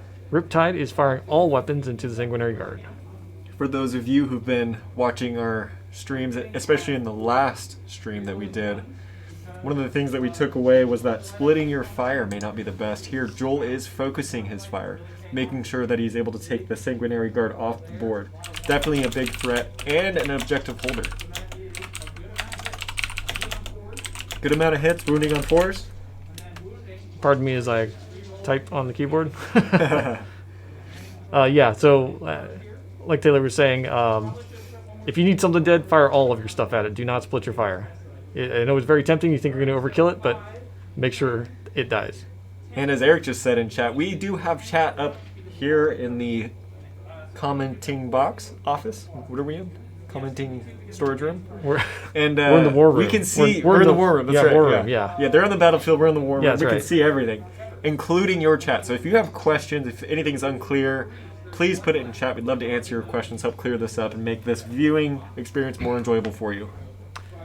And just to catch up, 3 Sanguinary Guard were lost on that. The Riptide does do 2 flat damage on each of those unsaved attacks. Sanguinary Guard did have a 2-up plus cover, but it was not good enough. 1 Sanguinary Guard remains. Looks like this greater Narlock is spying down that last Sanguinary Guard. You can smell him around the corner of that crate there. So that guy is left on 1 wound. Lucky. I'm Wow. actually very happy about this because this Narlock can now not jump onto that. Joel happy about it. This guy has 1 wound left, which means very high chances for that Narlock to finish him off. Now, if that Narlock does make the charge, he can do mortal wounds. What I do is I fire.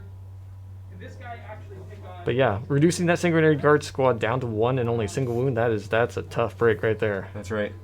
Eric referring to an ability that the greater Narlocks have. When they complete a charge, you can roll a d6. On a 4 or 5, they give d3 mortal wounds, which cannot be saved. And on a 6, it's 3 flat. With this Sanguinary Guard having only 1 wound left, there is essentially a 50% chance for Joel just to take this guy off the board with a charge. Oof. That charge distance also being realistic. Yep. He's strength 8 while overcharged, so 2 I missed what Joel's shooting at here. Did you get it?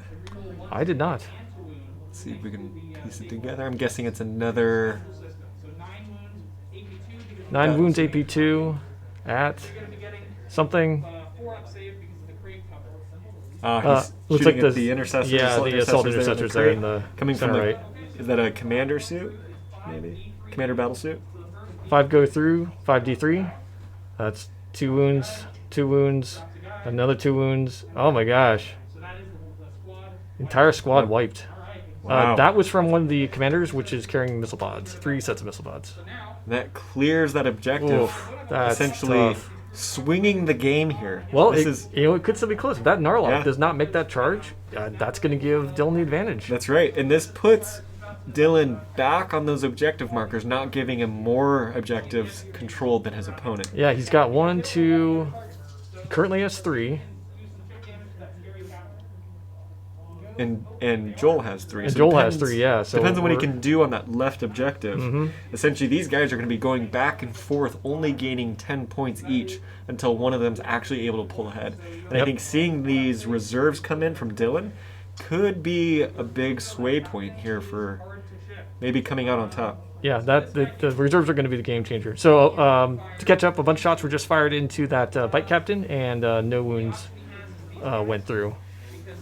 Once again, that bike captain has a 2 up, 4 up, 5 up. Very hard to kill. And then wounding on 4. Strength 7 against toughness 7. 2 and AP1, so 2 4-up save. The Greater Narlock firing into the Dread. Oh, alright, good to go. No wounds go through. No damage done. We've got. So let's see here. I think. So I think that's all. Oh, sorry. I don't want to forget this commander. This Oh, commander Joel almost forgetting a commander there in terrain. there in the corner. Probably going to try to take out... Or do I put Who was that in the corner there? these guys? It's hard to tell from the top. Do I really care about charging? Not really. So yeah, I think we'll fire 2 missile pods into that. Now shoot them all into the company battery. Company veterans back there in the corner. Yep. I think that was Dylan's attempt at going for engage on all fronts. If a unit is not wholly within a battlefield quarter and away 6 inches away from the center, they do not get engaged on all fronts. Right now, Dylan has back right, top right, and those company vets were his bottom left. Joel takes them off here. He has intercessors in that building by the objective too. Oh, does he? Oh, that's right. So I can't think see the them from intent, yeah, I think the intent of the company vets there was to screen out that corner from the Vespids. Okay, so he goes down. And I think Company vet goes down to firing from the commander. so. Moving into the charge phase. Time for some Tau. Switching to charge phase. Start with this Narlock. Greater Narlock charging that sanguinary guard with 1 wound remaining. Let's see what he can do. No Overwatch. Oh, Oh man, wow. nails it. He's going to go ahead and do. He's going to block off this corridor so the captain can't move through. And then Here, these gonna basically body blocks that the captain can't make it through he's there. going to have -2 for the crater. So he's going to need a 6-inch charge. 6-inch charge needed to make it across the crater. Again, the crater creates difficult terrain, breaking down 1-inch shy. what looks like a 5-inch charge into a 3-inch, 1-inch shy. Is making this charge. I got some blade guards that can come into me. They're really going to hit anything that important. Joel talking through his strategy, wondering if he needs to re-roll this charge, trying to prevent those blade guard veterans So from doing Joel more did damage. miss a critical step here. He did not do the crushing strike from that Greater Narlock into that sanguinary guard. Does it happen in the Happens combat after a phase? successful charge. Oh, interesting. Yes, moving to 7. But I'm essentially just going to tuck in right here and enjoy the game. He's going to be regretting that if that sanguinary guard punches that Yeah. Narlock's lights out. Let's see what Joel does. These guys, I think, are going to try to charge him. Let's check coming in. I see if I can rip off the character early in the game. Charging the character. Just about enough. Maybe I could. Nope, that's just it. Because I'm 6 inches away. Gets a 5. 5 inches. Pull me to about Just barely getting Wow. within engagement Lucky. range. just making it in there. Lucky through there. So, he has the ability to interrupt. Fans of the Farsight Enclave, let's hear it in chat. Really afraid of you killing. Joel is making some big moves here using his crew, or his crude army to get into melee with the Blood Angels. Who wants to see some good combat? So on a 4+, he takes. Nope, he's doing the crushing strike now. There it is. 6 is flat 3, so he's just dead. He gets Finishes them off with the charge. Nice. It looks like a tail Oof. whack to the head Yep. with that one. Man. Oh, that's another 3 mortal wounds. 3 mortal Wow. wounds from the charge on the other Greater Narlock. That takes out a Jeez. Blade Guard vet. That's a crippling blow there. Dylan going to Oh, see if he can look at save that. some wounds, and he does. 6 up, feel no pain, saves the Blade Guard vet. Alright, Only 1 wound left. so that's it for the question. But that's the wound that I counts. think what I do to start here. Ooh, what's more? Because the likelihood of me killing him is pretty low. And if he spends 2 CP to interrupt, that's forcing a lot of CP out of you, so I'm okay with that. I think I go here to try to kill those blade guard. So, here comes my 4 attacks from the Beacon Talon.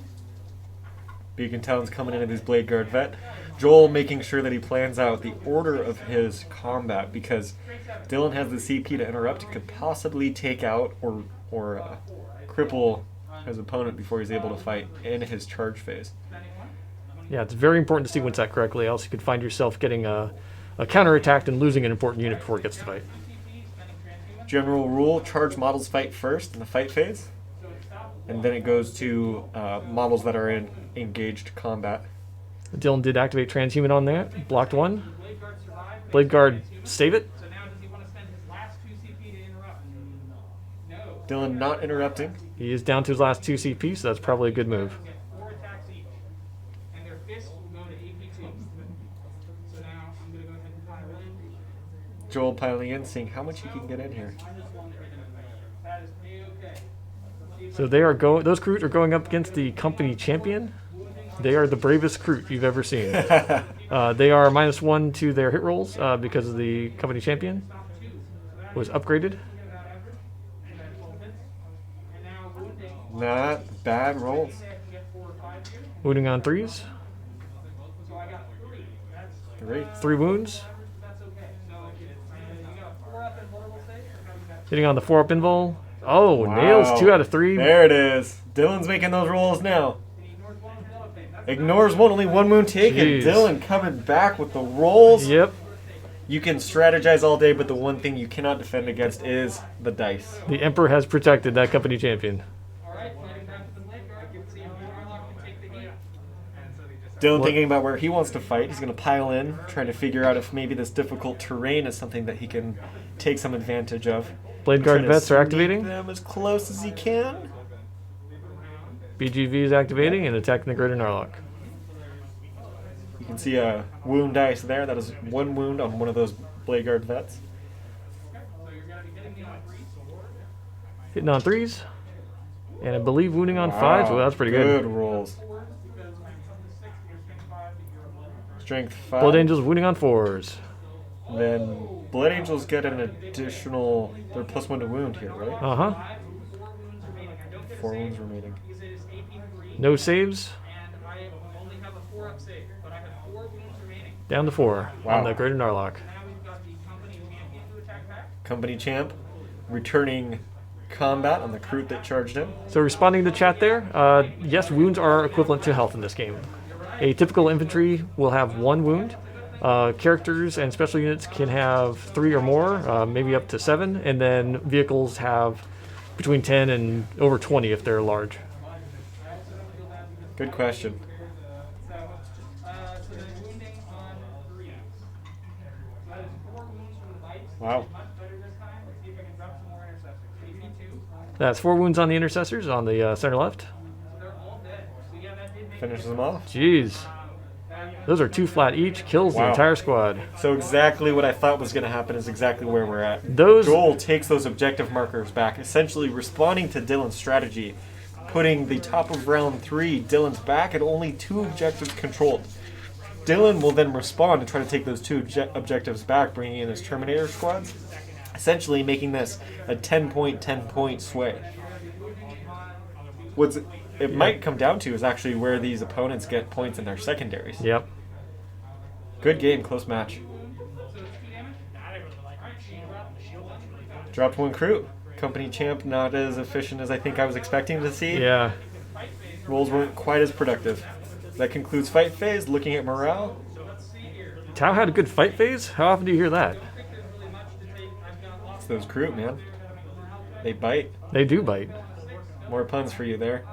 Doing morale checks here. So far, so good. Tau turn 2 done. Dylan calculating his Oaths of the Moment secondary. He is controlling secondaries. Or he's controlling the center. Did he get any monsters out this turn? No. Nope, not quite there. Does he have engage on all fronts? No. No, he wasn't able to. Oh, yeah, he lost that unit on the. So Dylan, no Center fallback, right. so he does get, I guess, 2 points there for Oaths of the Moment. Dylan's going to really need to get those reserves down. All right, so we are moving to the top of turn 3. We're going to take a quick break here, and we will come back soon. Stay tuned, we'll be right back.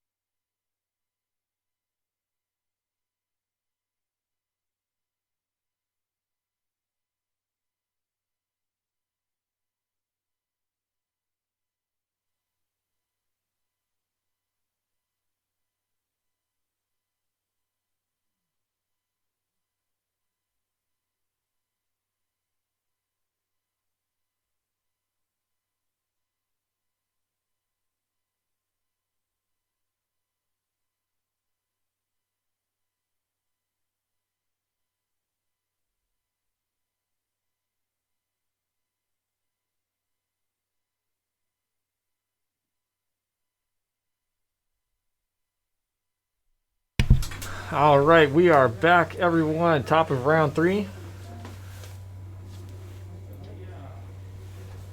Updated scoreboard. Score is now 24-20. Dylan leading. The points are updated for top of turn, so he did score primaries for this round. You can see the 4 points there for Dylan's secondary. He did get Oath of Moment. He actually got 1 point off of that for round 1 and 3 for round 2, so we've corrected the score there. The assault doctrine, so his super doctrine of getting +1 attack. You can see here Greater Narlock smiling at the camera, showing off his best side.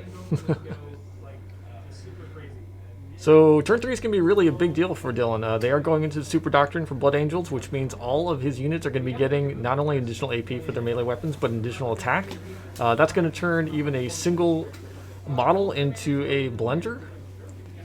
And a lot of these Terminators have Power Fists, Chain Fists, other things that are going to really give you a bad time. They also have, I think he's got a whole unit with Lightning Claws, which are going to be rerolling wounds.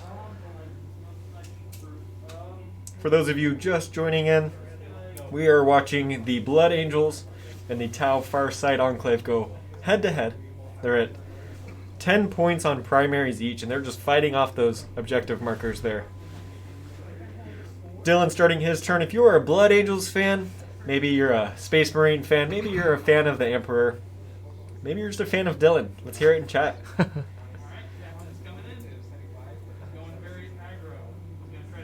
Ooh, Dylan get aggressive. Bike Captain moving up. Checking to see his charge distance there. That's what that second measurement was after movement. He has decided that he is not on the board for reroll auras. He is here to smash face, and so he's looking for some faces to smash. Things are about to get interesting, folks.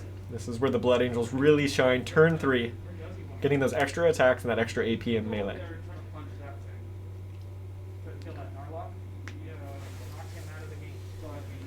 So that Redemptor Dread is pretty close to that Greater Narlock if he wants to charge in there. The Redemptor Dread doesn't have a lot of attacks, but it hits real hard with that claw. D3 plus 3 damage.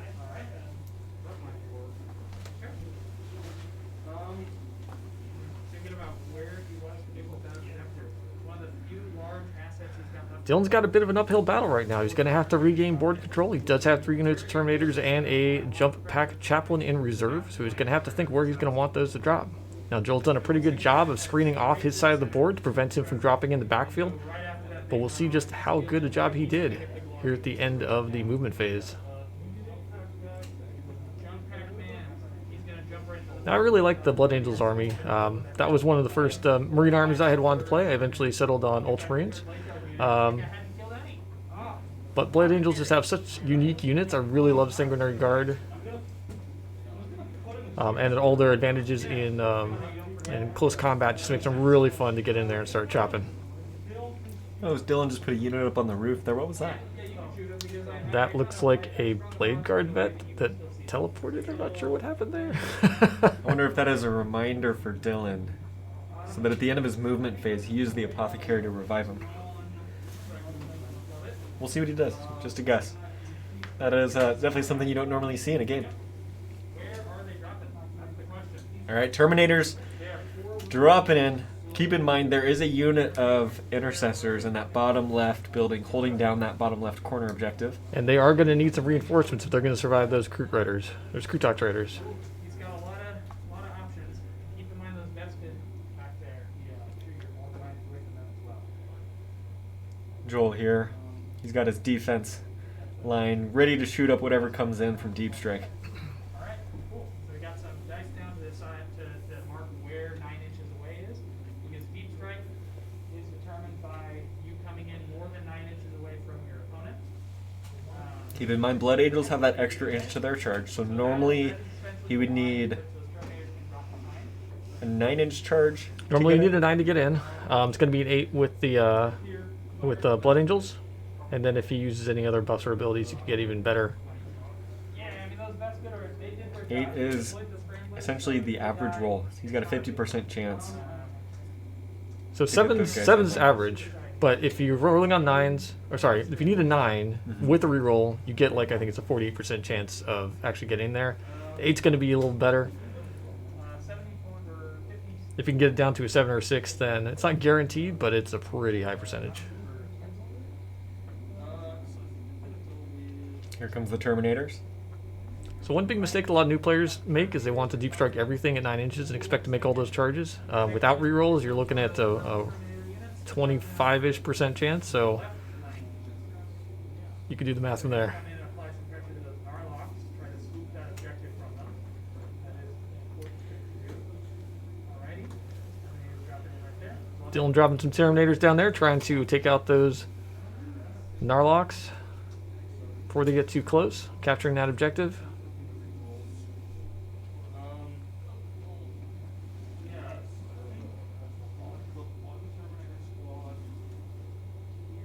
Okay. So they're going to be dropping in over there. See where we got here? Yeah. It's going to be a little difficult to get actually outside of the building because the Narlock is a little bit too close to that building. So that place where Dylan's trying to drop now is going to be pretty crowded. Joel still has a unit of Vespid in the bottom right corner, which are ironically screening off Dylan's deployment zone. Alright. And then you can just Did spread the rest he- back from there. Maybe even Yeah. the ability to pick up those vested. Joel reminding him that those Vespid are there. I think they're easy to forget. Terminators dropping in right there. Love it. Dylan checking 9. Checking range Could harass those crude as well. of the Kroot to see if they can be fired at. Oops. All of Dylan accidentally Dylan's- bumping the terrain. All of Dylan's Terminators do have combi bolters, so they do have a little bit of small arms firepower because Joel's units are largely tough 4 with very little armor.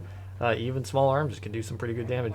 So essentially, if Dylan can shoot that Kroot off that back corner, that'll open that objective marker, taking possibly an objective marker from Joel. Absolutely. Maybe giving him only 5 at the start of turn 3. He's going Joel's to be a turn little 3. bit careful there. That captain is trying to get on in there, and right now he's exposed.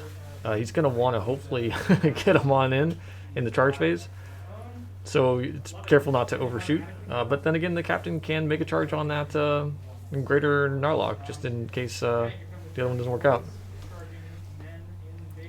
Eric, what are your thoughts on the matchup between the Terminators that just landed in the bottom left corner and the Krutox Riders in that left objective marker? I think that those Krutoks are probably going to disappear in a fine pink mist. I didn't catch if those are the Lightning Claw ones or the Power Fist ones, but either way, I think they were claws, lightning claws. they get so many attacks. They are in the Blood Angel Super Doctrine. They are going to get extra AP, so there's not going to be any saves. They're going to reroll their wounds. I mean, it's just a lot of things in favor of Dylan right now if he is able to get in close combat. Now they are going to need to make that 8-inch charge, and he's got a lot of units on the board that need to make their charges to do something this round. So he's only going to get 1 reroll. I mean, having a +1 to your roll is good, but it's still below 50%. Dylan spending CP to give his units benefits on charges, extra 2 inches to their charge, as well as an additional attack, I believe, is what he just spent that on. And that is coming from the Chaplain, is that correct? Yes, he just entered in combat. Normally the Chaplain's ability is to recite a litany at the start of the turn. Because he entered in reinforcement step, he essentially wasn't able to recite a litany. So Dylan needed to immediately spend a CP to immediately recite and successfully inspire the litany for that effect to come about. Yep. Quite strategic there, exciting to see. And Eric, is he going to clear these Krutox Riders off the middle of the battlefield? If he there on gets the in left there. side? The Riders, yeah. If he can get in there, he's absolutely going to clear them. Is Overwatch a factor here? No. I don't even know if they're in range of that aura anymore to get Overwatch, but those guns I don't think are sufficient.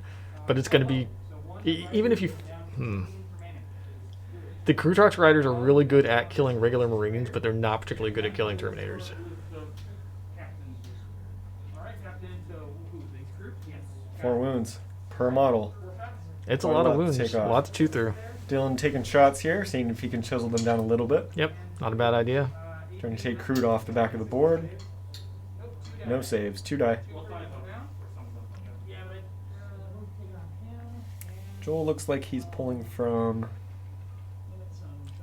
the front of his group. Yeah, Joel does not need to screen anymore, so he can pull any models he wants, but he does want to keep on that objective.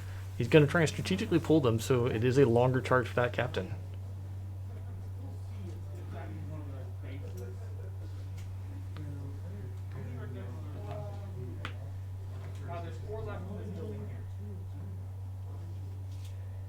Dylan checking range, see if he can finish those guys off. Only 4 models left in that group. This could be a clutch play here if Dylan can get these guys off that objective marker.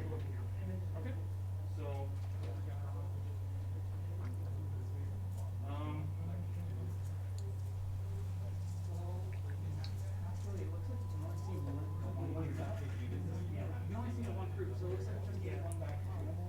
Both players trying to figure out what the unit can and cannot see. Looks like the barricades or the crates, the shipping containers, might be blocking the line of sight. so then these are going into the west. Oh, Alright, so and then okay. So it looks like 2 are able to draw line of sight on the recruit, and then 2 are going to draw line of sight on the Vespids in the back corner. Hitting on 3s and wounding on 4s. This is against the Vespid. So then wounding on 4s. And then, so we got 3 wounds. They have a 4-up armor. 3 wounds, 4 up armor save, So 2 of them drop. 2 die. Joel's strategy here with the Vespids was to literally drop those guys in, deploy scramblers, and gain the 10 points from deploying scramblers. Which worked. You absolutely got it. Now, reminder, that secondary requires Joel to deploy scramblers in 3 parts of the battlefield. His deployment zone, his opponent's deployment zone, and then 1 somewhere in between. Right. Joel is in the third turn, so he needs to get that 3rd step, which is the easiest at this point, deploying scramblers in his own deployment zone, because he already got mid and just did those Vespids his last turn in his opponent's deployment Yep, zone. so he has lots of units in his own deployment zone he'll be able to do that with. Dylan continues to chip away at those Kroot in the top corner. Looks like they're down to 2 models.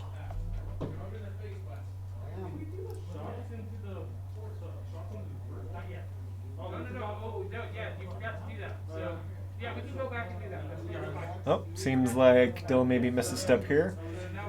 Joel, We're doing a whoopsie and firing some combi bolters into Kroot in the top left. Hitting on 3s. And wounding on 3s. I got a couple of guys in cover, but I'll take it from the guys not in cover, so I'll just roll it all 6 up. So 5 dead. So 5 die. Quite a productive cycle with Dylan's units there. Joel leaving some units in range of that objective marker as well as screening his character unit. You can kind of see them tucked in over there. It's lots and lots of strength 4, no AP shots. Kroot hate it. One weird trick to kill all the Kroot on the board. Dylan pulling out the tape measure for the rangefinder with the dreadnought. he's just gonna fire everything into that. alrighty. Everything going into... CP, it's not, I can't do anything. I missed it. This is overcharged plasma going into that commander in the top left. Ooh. 2 shots. 2 shots. 2 hits. Wounding on 3s since the commander is tough 5. There it is. 1 flies off the board. That's 1. No saves here, right? Oh no. AP -4. Yeah, no saves. Joel just taking the damage. Yep. That was really close. 2 of those going through would have killed it. He only has 6 wounds. Wow. Okay, little gun. This is the Onslaught Gatling.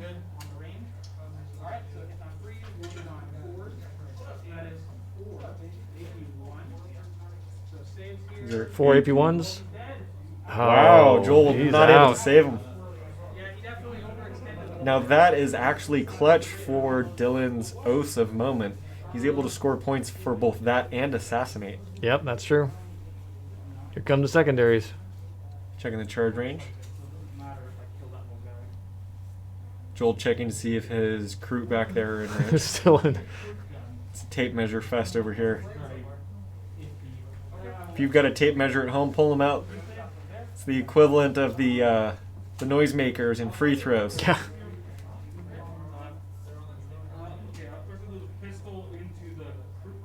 Oh, Dylan remembering he has a pistol shot to the Kroot Raiders. The hit, it. no wound. Blade Guard shooting pistols into Great Narlock. Good luck.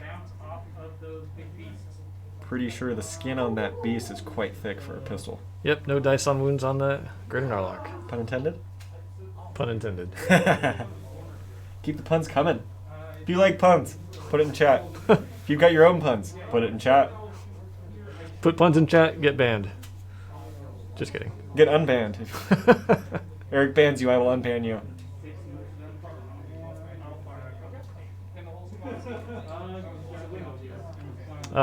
The Redemptor Dreadnought did an overcharged plasma shot into it, pulled off 3 wounds, and the Onslaught Gatling Cannon took off the rest of the wounds. That's for responding to chat on what happened to the commander in the top left. Hitting on 3s. Wow, it's quite productive. He missed 2, re-rolled 1. Wounding on 4s. Ouch. 3 at AP 1. Wow.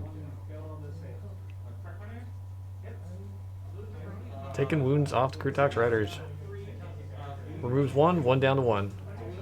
Now there is an objective marker in there somewhere. I forgot which guy it's It under. is it under far the left? leftmost, yeah. Gotcha. There it is. Okay. Now, Uh-oh. Joel's sacrificing keeping his units within range of each other just so that he can keep that objective marker. Oof, that's going to be rough.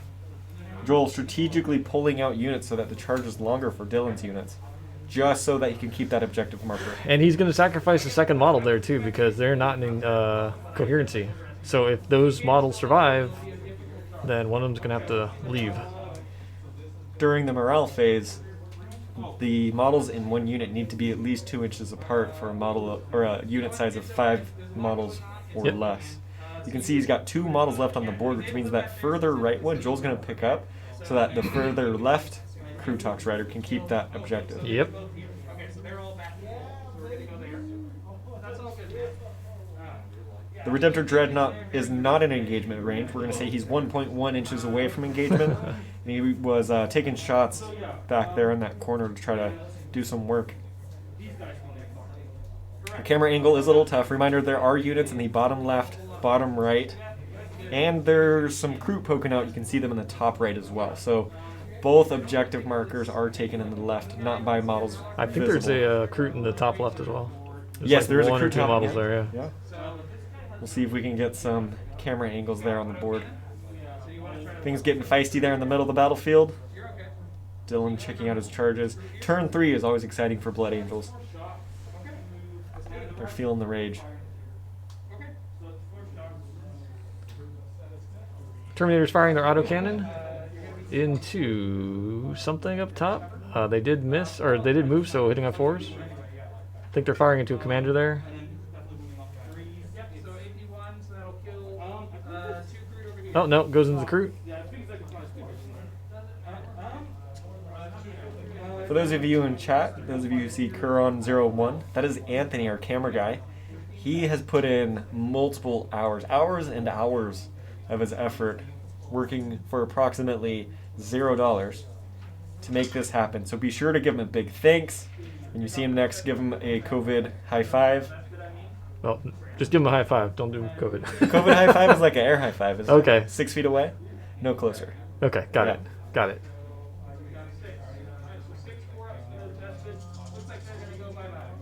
All right, Vespids are disintegrating to a onslaught of combi bolter fire. Not to be confused with the Italian scooters. They kind of look the same. Joel painted them, not me. Misses. Ouch. All right, Blood Angel shooting phase completed. They did pretty well. Removed a lot of Kroot, removed a commander, removed the Vespids. They might be within 12 inches of the gunship diplomat. I will check that. They are outside as well, so they will not get overwatched. Okay. Captain declaring his charge. They're outside of range of the gunship diplomat, so the Kroot cannot get the greater good. Ooh, 11-inch charge. Remember, it's 10 plus 1. Yep, that's going to get him on in there. Iced it. And this captain's not going down easy. Nope. Joel, pre-game, these guys were talking about their units. I overheard Joel say, you know, I'm just going to forget that guy. I think he's too hard to take down. 2 up, 4 up, 5 up. Joel can do work here. I mean, Dylan can do work here, taking Joel's units off that objective marker.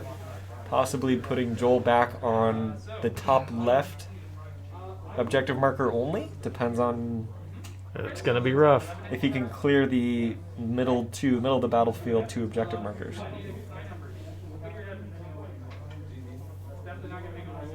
Anthony putting in chat that he will work for memes. If you have memes, put them in stream, put them in Discord. I want to see hundreds because I think that is what Anthony's work is worth. Feed our cameraman with memes. I think, yeah, this guy in front. Assault intercessors declaring a charge. Normally in battle you can't move buildings, but this is strategic so that you can measure correctly. Wow. Lucky guys. Alright, so lucky charge. Is he going to charge off the point? Interesting move here. Going to do a point exchange? Missed charge with the Terminator, so he's trading who's holding the objective marker. He's keeping a stronger unit back, unfortunately, but I think these chain swords might be able to do the work. They're that going to the do lightning enough. claws can. They only need to kill one of those. And that is a clutch There it is. right there. Made it. Feels good Successful for Dylan. 7-inch charge. Those of you who are getting psyched for Dylan's charges here, let's see it in chat. It's looking really good for the Blood Angels for setting up possibly the turn of the game. Reasserting board control here. Joel has an opportunity to come back. Reminder, he does have his Vespids in the top right corner. Not sure if those guys are actually quite as strong as they look. I think Joel tends to use them only for deploying scramblers and sacrificing them. They are good at deploying scramblers. They are not good at literally anything else. Not scrambling deployers. Nope. That is a 9. Yep, 9 makes an 11. Jeez, Blade guard making back. charges. Ooh. Totally in there. Terminators. I always cringe when I see my tape measure bump my opponent's models. I'm so sorry, your paint job. Alright, we got charges across. I know how much time you spent on that. I think that's it. Oh, we got the Redemptor. Oh, the chaplain wants to join them, of course. Okay. Oh, chaplain time. Yeah, we still got him and the Redemptor. So let's go. He makes it. Oh, +2. So he benefits. Chaplain makes the charge. Well, actually, even this is +1 for being bloody. Looks like he's jumping off the point, but I don't think it matters right now. And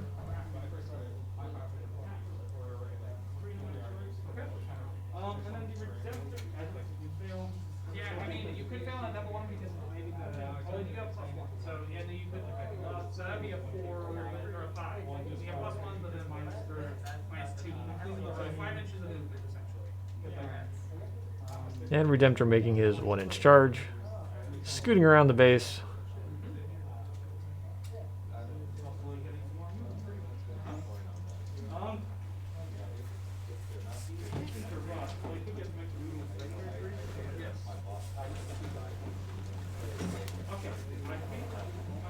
This is going to be a rough fight phase for Joel. Do not. So you can fight away, sir. I have no way to stop you. Yes. I will go. There are no command points in this game right now. Yes. So, where are we going? These Terminators. You love it. So they're gonna pile in and kill that Narwhal. I should captain into the lock. Go for it. Captain fighting first. 6 attacks. Yep. 6 attacks because of Savage Echoes. 6 attacks. Hitting on 3s with no rerolls. Yeah, he actually used Gift of Foresight for a reroll there.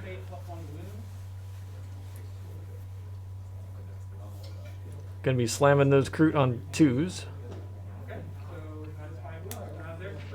Wow, super dead. Joel's words. Overkilled there with the captain. Quite a productive turn. That leaves that objective marker to the Blood Angels. Yep. Consolidating. Is Dylan going to move him off the objective marker? Looks like he's just scooting him a little bit. Pivoting him and covering up the OBG. How dare he? Branding! Come on, people. Okay. Little pile in there. Definitely gonna have to make some decisions. I got a lot of. He's got a 3-inch cuddle space. Definitely is going to hamper. Greater Narlock here doing the body block move, showing off his best side. Yep. Unfortunately, it's his broadside, allowing Dylan to get more hits in. You make all of these put you in a much better position. So we'll see what happens. So 3 touch basically starts 4 attacks.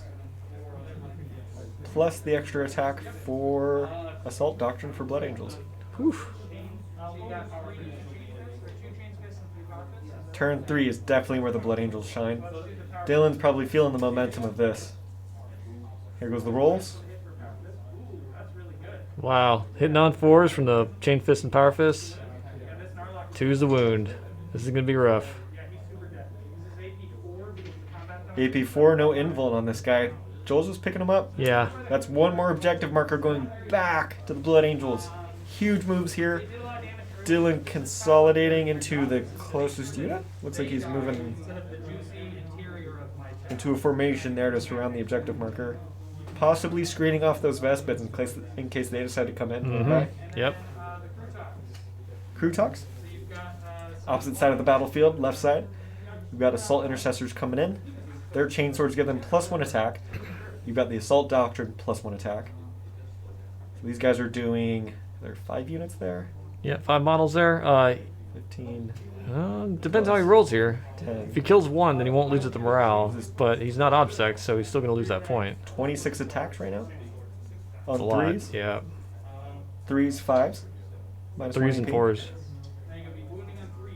Or no, 3s and 3s. Oh, Blood Angels get that extra +1 to wound. 6 up save. 2 wounds. No, he survives it. Only did 2 there. Were those Assault Intercessors? Oh no, those are regular intercessors. I was gonna say, Yeah, he didn't have as many attacks as I thought he was going to have. there is a Space Marine stratagem that allows, I think it's, was it for the, forgot the name of the stratagem. 2 CP allows an Assault Intercessor squad to fight again. Yeah. Fortunately, he's got the wrong squad in that spot. Also, Dylan is out of CP. He burned all of it on this round. Something I did forget is that actually those units have OBSEC.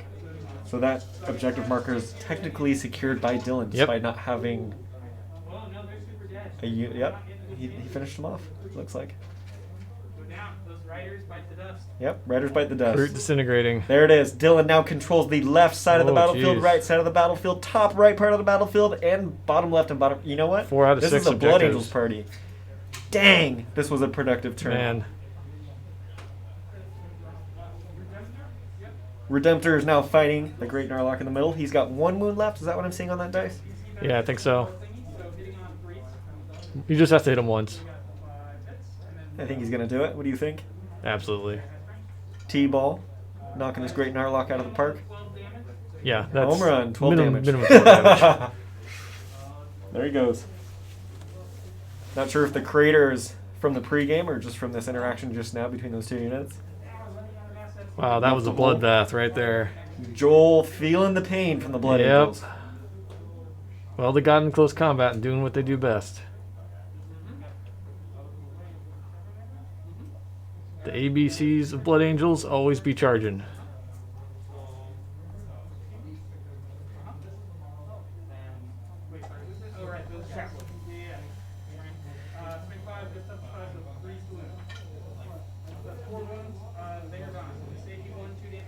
Cleared off another unit.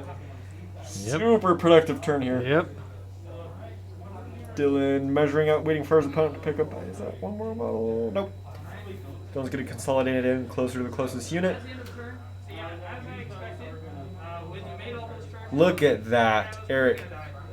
At the start of this turn, before Dylan brought in his reserves, it looked like Joel was winning.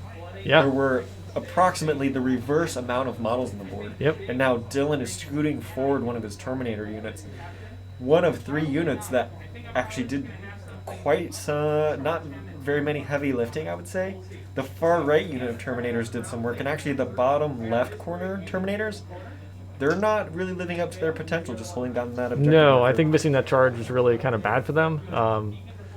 Dylan we- made the best of it, though, with Yeah. those intercessors moving up. And we knew finishing that this off was those going to True Tops be, Raiders. this was going to be a clutch round. Getting the reserves in and seeing if they made their charges. Most of them did, and it really did work. Rolling for morale.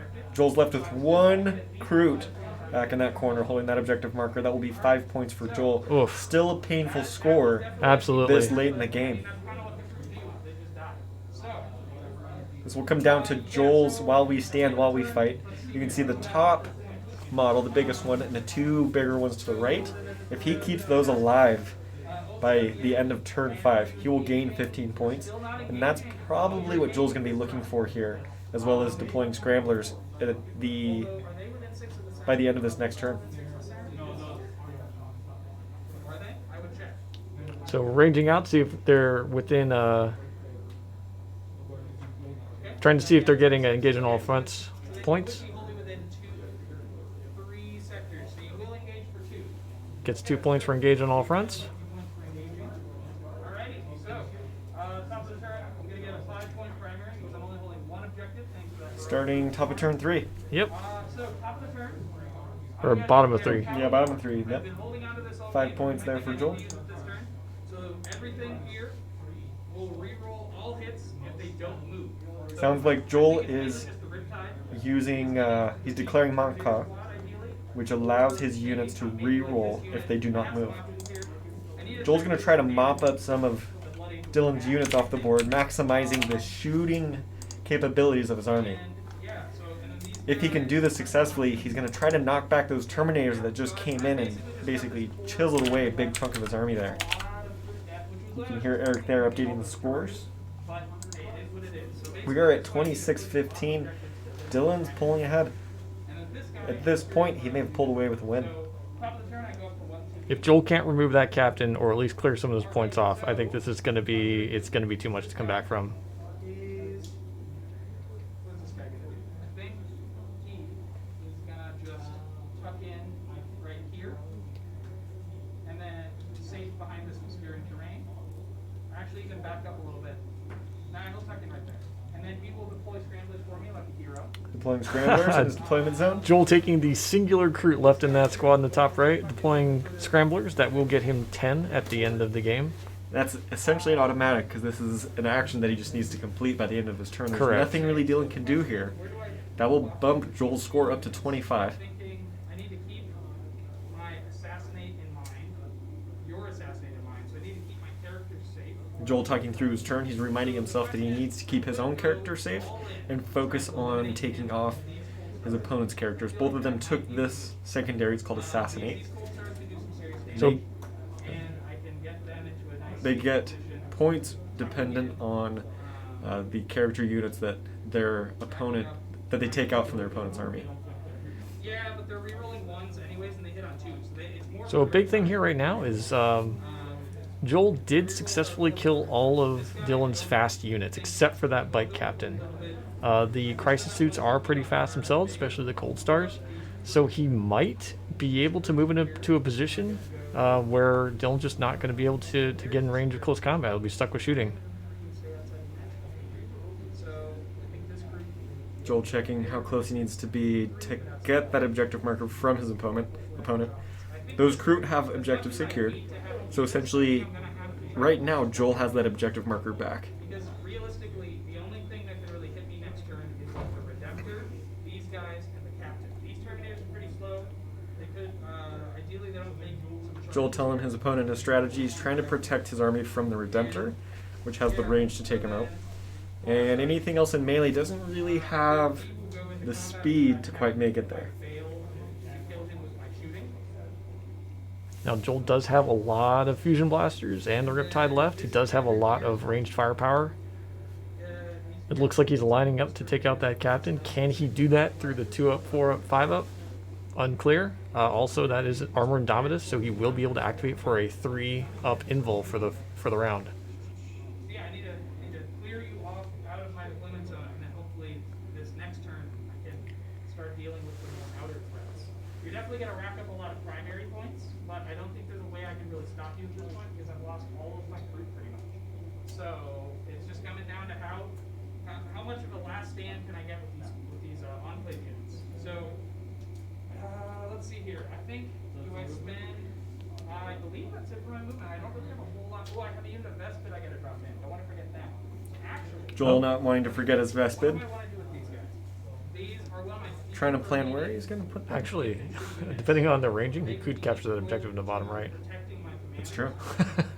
So There's a unit in the bottom right building. Is there? drop them in. Who's down there? I believe it's a unit of intercessors. He only had 3 units of He moved intercessors. them all out. Yeah. You're right. Back here, get a couple of He had a Sanguinary Guard and then Terminators down there. Behind the riptide to get them within 3 inches of both of these pole stars as a redundancy. So he is going to be deploying them in the back to act as additional protection for Lookout Sir for those crisis suits. There, and then they can add their shots into the captain as needed. 18-inch range. Trying to add additional fire into that captain. Hopefully shooting him off the objective marker, taking it back. All right. So yeah, basically I just got this Death Star in my back line, and I got Joel trying to protect his words, his Death Star. That is a 7th edition tactic where essentially you have one model that essentially cannot be taken off the board. His battle suits, his bigger units back there, which are part of his secondary for while we stand, we fight.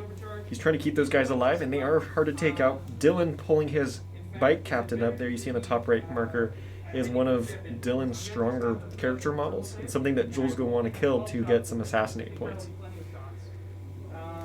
So let's see what we can do. And those battle suits are going to be difficult to track down, except for that bike captain. So Joel absolutely needs to kill it this turn.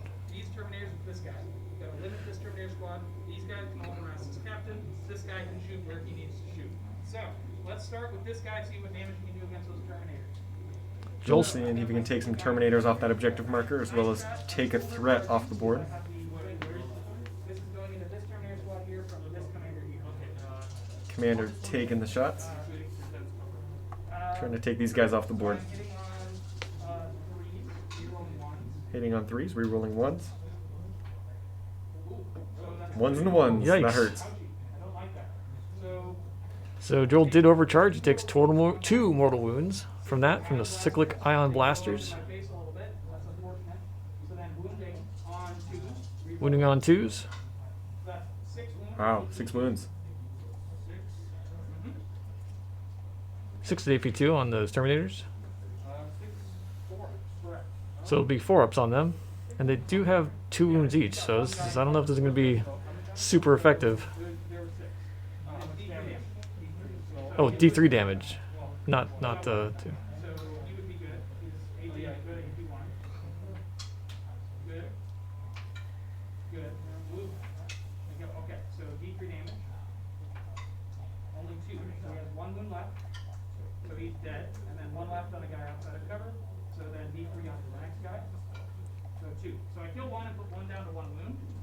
Kills 1, brings 1 down to 1. They rolled those damage rolls So separately, I think or save rolls separately, so that number 1. the unit that was taking the save rolls for the cover would absorb the wounds. Alright, I expect nothing less. So this is this commander. Not particularly effective firing for that. I think Joel's going to put everything else into this captain, see if he can effectively take him off the board. Yeah, 2 check. So hitting on 2. They all hit. And now wounding on 3. So that's 4 wounds. So 4, 3 up and vulnerable because the armor Indomitus. Dylan did activate Armor Indomitus. I love it. That's a 3-up invuln that you can pay for once a turn, or once a Yep. game. Yep. Fusion blast. It is a fusion blast. So yeah. 2 go through. Dylan has 1 CP left. Wow. Fails to reroll. D6 damage. Ooh. So 5, or actually we'll do it all together. So the second shot does 6, so 11 damage. Wow, 11 damage from those 2 fusion blasters I thought this was going to be go through. harder than this. All right. Dylan's 5 up, making feel it no harder. pain. Let's Here we go. Oh, Life for Dustin, 1. oh, he Didn't goes quite down. get it. Jeez, Joel fusion taking blasters a to the face. Captain got too close. Gnarly. Oh my gosh. Unfortunately doesn't have any other shots, but that's okay. Dylan loses a key unit from his army. Oh Joel getting man. those points for assassinate. But now that How many points is that adding to Joel's score? Should be 3. Clutch move there, especially with all of the ways that Dylan upgraded that bad boy. Using the CP to 3-up save him. Oh, Didn't quite save him. 2 up, 3 up, 5 up. Dylan Punched right through. or Joel potentially here could shoot Dylan off these objective markers with how productive that interaction was. I'm re-rolling all hits. Those of you rooting for Joel, let's hear it in chat as he sideways beat me to it. Let's go. So it's a good thing I'm re-rolling all hits because there's a lot of misses there. Okay, wow, that's good. So now I got 3s to wound, re-rolling because of the command and control method. This is the Rippy Tide. Rerolling wounds here. Should hopefully kill those intercessors. Wow, that's all of them. So that is 10 wounds. 10 wounds. AP -2. 2 flat damage on the intercessors in the center left. It's looking like my shooting is doing the job. It's doing the damage that I need to do. Tau doing what Tau does Here best. comes the saves. Wow. One survives. Actually a big deal. Not what Joel wanted to see. Excellent It's kind of a big deal rolls there. on Dylan's side there. That gives Dylan that objective. By Giving the him Emperor. The VP, yeah. He is staying on that objective. That guy definitely gets another purity seal for that. And then I'm wounding on 3. Wounding on 3s. All the way. Did Joel split his fire here? I got I believe he went to his next unit aiming for the other objective marker. 3 ups. 6 3-ups. So I do kill that guy on 1 wound. That's what I Takes that was out my 1. goal. Alright, so Takes out one more Terminator with the missiles. Oh, you should not split your fire. Never split your fire, kids. I don't have any That's one thing we've been learning watching these streams. Don't split your I got fire. my scramblers. I got assassinate. You know what? I couldn't have asked for much more this turn. If I'm totally Joel honest. feeling content with his turn, wrapping up, It is what it is. talking through his strategy. Deployed scramblers complete. That is an automatic 10 points for that secondary. You're gonna get 3 for assassinate, 3 for assassinate. and that's it. Bumps him up to You're gonna 28. get votes. You gotta make a morale check for those turns. This sergeant. Players going through morale. It'd be nice if he ran away. 2 plus 4 is 6. He does pass. Oh, that's annoying. That is a big. Well, actually, it doesn't really make a difference. You would have. Oh no, that does make a difference because that would have meant you only held 2. So you're gonna get a 15-point primary turn. That one. Dylan's able to get a 15-point intercessor is making a big deal. turn here at the start of turn 4. Guys, we're going to wrap this up here with these players. Take a little break. We will be back at the top of turn 4. Thank you so much for tuning in. Are we taking a break? Let us know what you think in chat. Yep, we'll be back in just a moment.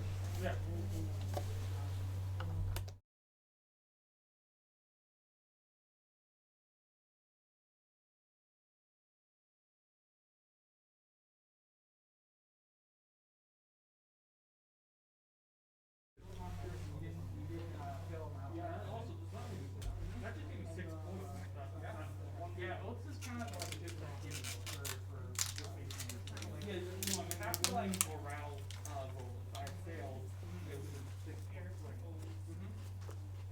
Now, you don't have. Do some of the Tau stuff too, like the. Did you already go through the Blood Angel stuff? I went through all the HQs on both sides. Okay.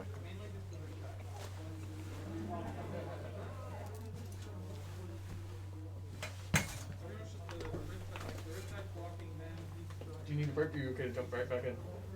I'm pretty good to jump back into it if you want to. Yeah. This is pretty good. Pretty crazy turn. I could probably kill that one guy if I kill Yeah, I kind of expected that to happen when he made all of his charges. That was definitely a. So they'll be scoring 15 to use that one thing you're saying over there, which is unfortunate for me. I think what I should have done is I was thinking like, ooh, is it worth it dropping these vested over here? But then they would have died. Joel talking through some of his strategies. You could probably pick him up here on the mic. In my His live right Yeah, now. you could have gotten them. But I couldn't have known that you were gonna miraculously survive there because the shots from the burst cannon should have. those 5 up. I would have wanted those 5 up ones there. Yeah. If I, Yeah, I mean, killing the captain was integral. But yeah, we'll see how this shakes out. But it did mean that you wasted shots because you couldn't. Because yeah, you killed them. But Yeah, but like I was expecting to have to take both anyways, and I didn't want to overextend with my cold start.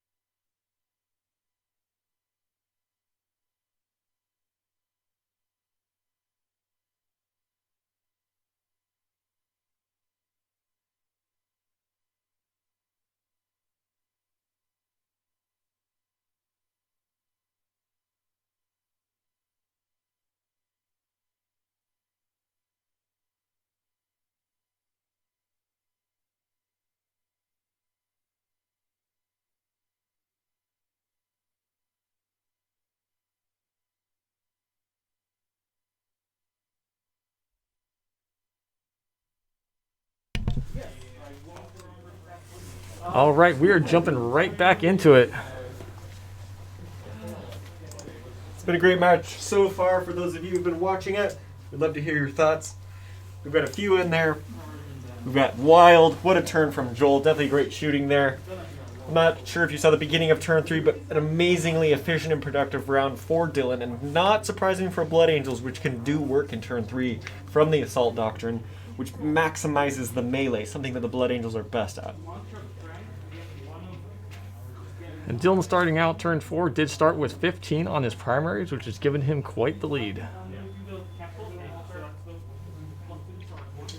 Not sure if you guys were able to hear it over the break, but these guys were kind of talking through the productivity of this turn, kind of what they saw happen, what they wanted to happen, maybe even what they were excited about from the other opponent's performance.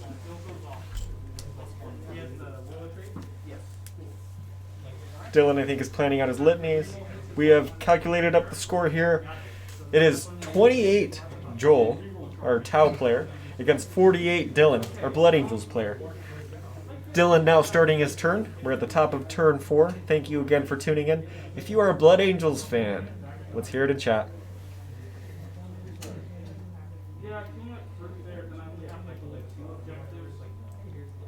It's going to be critical here for Dylan to seal the deal by killing some of those Cold Stars and Crisis Suits, and yeah, all up in the top center there.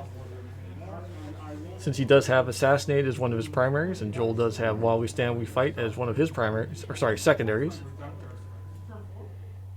So Joel will be scoring points for the Riptide and the two of the Commander Suits if they survive.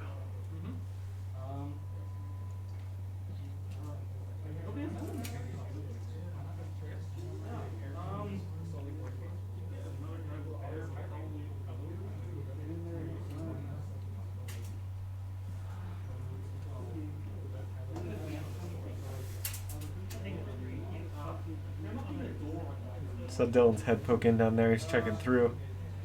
There is a unit in that building there. I'm gonna walk out there and see what it looks like. Gonna do visual verification. No, there's not a unit in that building. It is empty. Looks like a ghost town in that bottom right corner.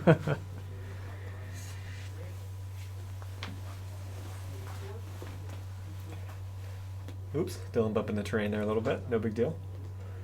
Moving up through the center, getting ready to assault the Tau gun line. Those units have a 6-inch move. And I think what Dylan's going to try to do here is use the terrain. I think there's a closed door on the bottom side of that building, so that the units that he charges cannot overwatch. Bending the tape measure around the difficult terrain so he doesn't have to subtract 2 to his move. So that is going to be a bit of a dangerous move there, since Joel does get points for Assassinate, and Dylan is getting his characters closer to that gun castle. There's some risk there. Joel grabbing his tape measure, checking the charge distance. 7-inch charge. Don't forget Dylan has the +1 to charges from his Blood Angels chapter ability. And if he's able to do that, he will successfully get Joel off of every point. So Joel scores 0 for his primaries.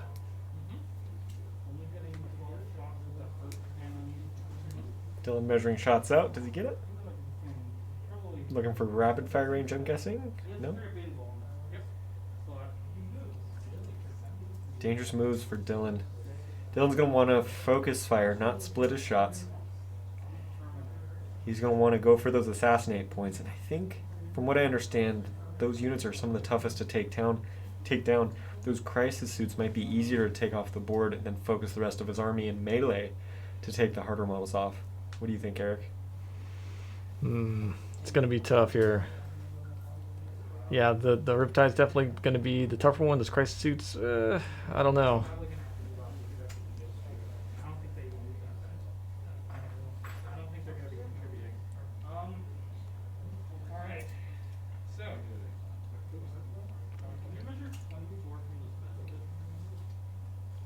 In theory, Joel has 43 3 points. If he keeps his while we stand, while we fight units alive, they're 5 points each for the 3 most expensive units on the board. Mm-hmm. So at this point, Joel's back on his heels. Dylan's controlling the board. He's got the objectives. Getting 15 points a turn if Joel doesn't say anything about it. Now, there's also going to be a trick here. If you go second, you score your primaries at the end of the last round. Now, Joel does have his Cold Star units left, which have a very long movement range and can snipe some of these points at the end of the last round. That could potentially score him some primaries near the end. See how it goes.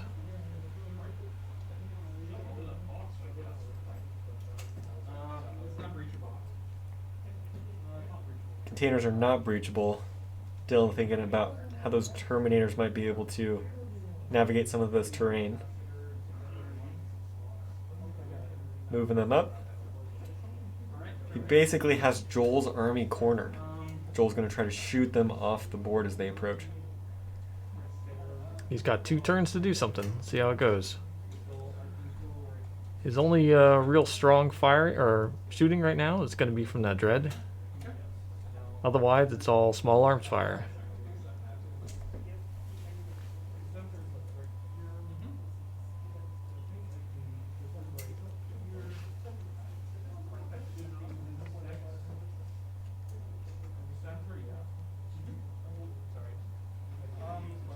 Dylan moving some units out. He's trying to get some more points from engage on all fronts.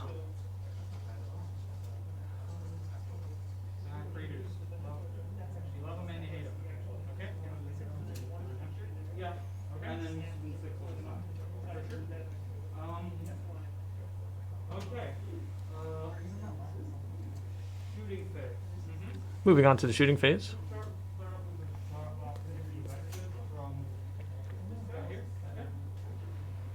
One regular intercessor firing at the Vespids in the backfield.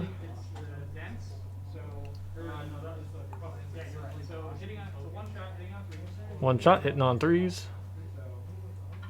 That is straight over the docket box. There you go, that's a hit. Wounding on 4s. Nope, no wound.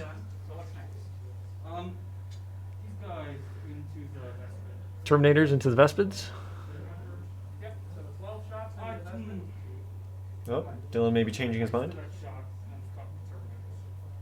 It's okay. Well, it is what it is. Now, go ahead. You put the Terminator back. Okay. Yeah, you said you meant to do it. It's all good. Okay. So it's go up in front. Yeah, you meant to res that Terminator. It's all good. Such an awkward. Okay. So Joel has been gracious and allowed Dylan to undo something, not undo, but to allow the apothecary to res one of the Terminators, even though it was out of sequence. This game's so complex, it's easy to forget a lot of It's things. very easy. These guys have been going at it for 3 hours now, so their brains are already filled with math, abilities, trying to remember everything.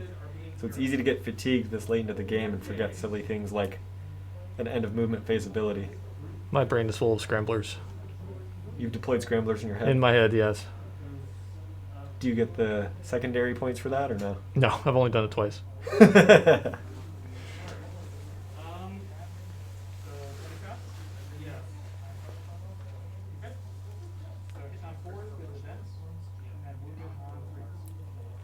I see in chat we've got some possible future armies, some more knights. Our last stream, you can see it on our Twitch channel or on our YouTube channel. We did have some knights face off against our Death Guard, right? What was Alex's army? Death Guard, yeah. And Nurgle Demons mostly. Nurgle Demons, that's right. You can watch that back on our Tau channel. I've got deploy scramblers in my head too.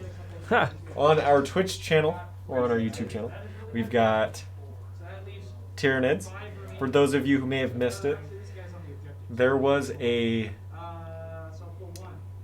spoiler today. Looks like Joel's taking some models off the board. He did roll 3 6s on saves for those crew, so he has strategically pulled models, so he's still on the objective. It's going to be a tough morale check to take. Looks like the other Terminators are likely going to fire in there as well. Oops. Dylan accidentally bumping the terrain there. You can see that dice he put back up there is his way of keeping track of how many command points he still has. Another army you guys might want to see is Death Guard with the release of their new codex. We are excited to see these guys on the table. Hopefully we can get an army in our live stream soon. And we've got some Drukhari fans. Eric himself plays. I play Craftworld Eldar, so all Drukhari fans will be banned from chat. I will unban you. I see a theme here. And just for the record, Eric's all talk. He has yet to ban anyone, so that also means I'm all talk. I've yet to unban anyone. Those are our secondaries. Yes, banning and unbanning.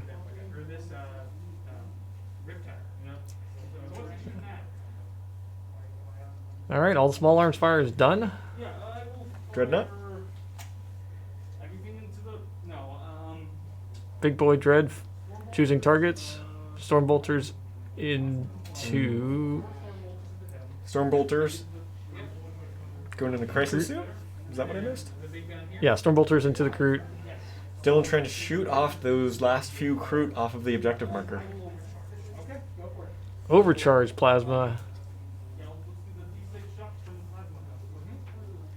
Oh Charging. boy! Heyo. This is both Big ol' 6. advantageous and risky because he now has more opportunities to roll a 1, which he does not. Missed one. There it is. Oh man! Four No, hits? no fails on it. Jeez, I mean no mortal wounds.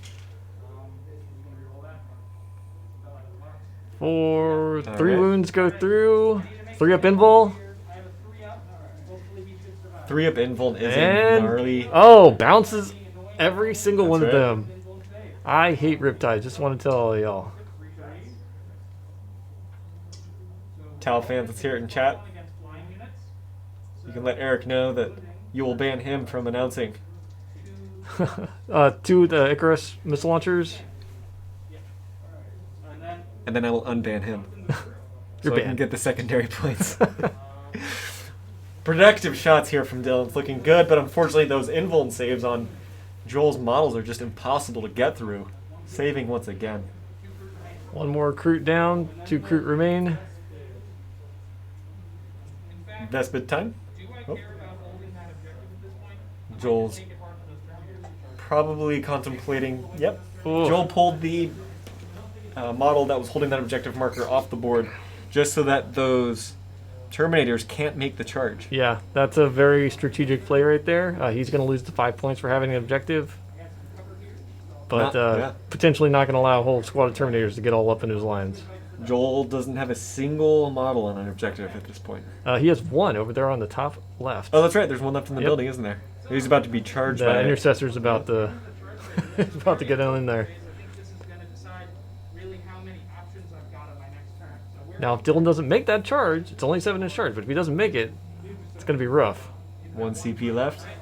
He's going to save it. Here's the charge. Misses. Whoa. CP. Whoa, whoa. He's using it. TP reroll. Whoa! Misses. Oh my gosh. That's important. I'm gonna get my 5-point primary there. 5 points. Joel gets 5 points for those 2 failed charges, which Man. is a below average roll. Yeah, twice. Dylan used all of his Down to zip CP. fancy rolls with the dreadnought shots. Unfortunately, he forgot to save some of those bigger numbers on his dice for his charges. Is just within 6. I am. Joel measuring to see if he gets, is that Overwatch on those guys or what? Yep. Yeah, they declared the charge, so everything is firing. There it is. Don't forget, Blood Angels have that +1 inch to their charge. A 10-inch charge into this guy who's a little over 10 inches away. So, From the blade guard. the Crisis Battle Suit 10 inches away? Yes. Okay, let's go. The one that's slightly wounded? Oh man, he is Dylan's going for it. Yeah. Feeling feisty. Misses. Oh, Double no. ones. perils of the warp charge. on the charge. Double perils of the charge. My goodness. What is going on? So now that guy will also need a 10-inch charge. This is defensible. All cat, no fish is getting jealous of the tape measure game. Pull out your own. Let's hear it. Again, like the free throw noisemakers in basketball, you got to pull out your tape measure at home, make as much noise as you can, tap it on the desk. Don't tap it on your TV, you'll ruin your Oh TV. man. Blood Angels fail charges. Don't get into melee. Blood Angels were so tired from murdering Kroot in the prior round, they just can't make charges right now. Joel lives to fight another day. Alright, not making those charges. Another failed charge. That's important. So now we've got They are getting rerolls on charges from that Sanguinary Priest. It's that bloodthirst. Those Yep. Blood Angels are losing Think focus. they had a little too much. Time for a nap. Or they tripped on some of that rubble there that I see on the battlefield. Not sure which. Don't forget to tie your shoelaces. Do Terminators have shoelaces? Super huge shoelaces. You would not believe it. I believe it. Terminators have everything big. Pretty sure their weapons are the size of my torso. Intercessors, though, Velcro shoes. Believe it or not. Yeah, that makes sense. They've got like those walking shoes that your grandparents wear. Uh huh. So I got 2 hits for the fruit, 1 wound, and you don't save. 1 wound. Oh, it didn't No, work. my goodness. Look at this. The dice are Wow. rolling in Joel's favor. 1 wound from Overwatch on the Terminators from Kroot. Takes him down from 3 to 2 wounds remaining. He's got 2 health, essentially. Comes at 9. 9 gets in there. That's enough. It is just enough. We're definitely in there with a 9. And in theory, Dylan could pile in if he plays this right. He can. Alright. Now, is the Redemptor gonna charge? Light Up Sketcher's really showing up here on these Terminators as they are the only unit here to make a charge. Yeah. They're not gonna be getting this offensive charge. They're gonna need. Great segue into our perhaps sponsor Skechers. Right. Get your Light Up shoes today by going to Skechers.com. Skechers rep, please contact me. Because you'd have to get to right here to get within 2 inches. Not for a cease and desist, for a sponsorship. Yeah. Alright, so let's see what we got. If it's for a cease and desist, then contact Taylor. My email is eric@obg. Jeez. These double ones make me very happy. Alright. What? So now all that's left is the Redemptor. Is he going in? Dylan making comments about his dice. He forgot to warm them up before the game. You got to roll them a bunch of times to get all the ones out. Yeah. They're really feeling it now. Players might feel a little. Is that the 3rd double 1 roll that we've seen in That's this turn? Yeah, I mean, you deal damage to the Redemptor. that's Unbelievable. 3d3 mortal wounds right there. Dylan's feeling it. They should all be Enjoying the paint job on these guys. Yeah, excellent paint job in both players. That is real snow, right? Yeah. Imported straight from Russia, the motherland. Mm-hmm. Dylan, between turns, puts new snow layers on there just to make it look realistic. And that is the kind of dedication that we appreciate here at Onboard Gaming. Anthony comes through with the dry mop, making sure that the models don't slip and fall on the board. Be a terrible thing for a player to get injured. Yep. Honestly, I would just go for it. Because you could, if you drop the Riptide, that really hampers it. All right, Dread looking for a charge target. Chunky boy going for it. It is charging that 1 remaining Kroot, capturing the objective. What does he need to get in there? It needs a lot. Oh! 9. 10 with the +1. He's in. Unbelievable. That is Dread gnarly. charging across the board. I'm pretty sure if I were that crew and I saw that thing running at me, I would just fall Whoa. over. So I'm definitely going to need a pretty good counter punch next turn because I'm going to get 0 primaries. I'm going to have to make up for that on my next 40k lover, to answer your question, there is a movement phase. You go through your different shots, and then you can charge afterwards. The idea is essentially if this was one big moving situation, you're shooting as you're running, and while you're running, you're thinking about maybe jumping into combat, swinging your knife at somebody. So this is basically one fluid motion. These models that Dylan is using here, his Terminators, essentially are running up through the middle of the battlefield, taking shots as they're running, and then they sprint a little bit further, put their guns back in their holsters, and pull out their claws to try to take out the enemy. You should roll it because you only have 6 attacks in your combo. All right, so Joel just scooped on the Kroot I would against do the the same. Terminators. I would do the same. This is the Redemptor. Do I see 4 1s? That crew is going to check his pants. Redemptor, right? oh yeah. Redemptor disintegrates the remaining Kroot in the Yeah. top left, takes the point. That and- leaves Joel with no objective markers. That's rough. He's going to get 0 on his primaries for turn 4. Consolidating in. Looks like we need to call a plumber. A pipe broke. I got 2 wounds. So 2 up. 2 ups. So Joel does have. You're good. Oh man. So that's the end of the turn. Thankfully, you didn't make all of your charges. So I still have my entire force to shoot because I have Monka in my pocket. So, moving in to Tau. Moving down to bottom of turn 4. Definitely hurt my. Joel getting approximately, let me count them, 0 primaries. That hurts. Let's recalculate that. Oh, it is 0. That's unfortunate. That's right. I think that Eric here is the math expert. I defer to him. Go up to 1 CP. Gaining a CP. I'm going to declare Monka. Joel declaring Monka. Shoot. All this can shoot as though it hadn't moved. So that's going to Back and still be able to shoot. allow everything to fall back and fire. So now. No. They can essentially shoot as if they didn't move, so their heavy weapons don't get the penalty to their hit rolls. And everything within range, I think that's Commander Farsight, is the one who declares Monka. He has an ability to declare that twice in a game. He's only done it. This is the first time, right? I thought he declared it last turn. I'm not Okay, sure. we can do it twice, right? Correct. Just outside of an inch, but all within on this objective, so that way you will not be scoring that objective. Vespid's taking the objective marker back. Wow, Vespids. Who knew? They're brave. Kill this objective and kill this objective. It's the bright red paint job. So I think what I do is I leave. I think what I do is I jet my. That's a dangerous place. Does... Sorry, go ahead.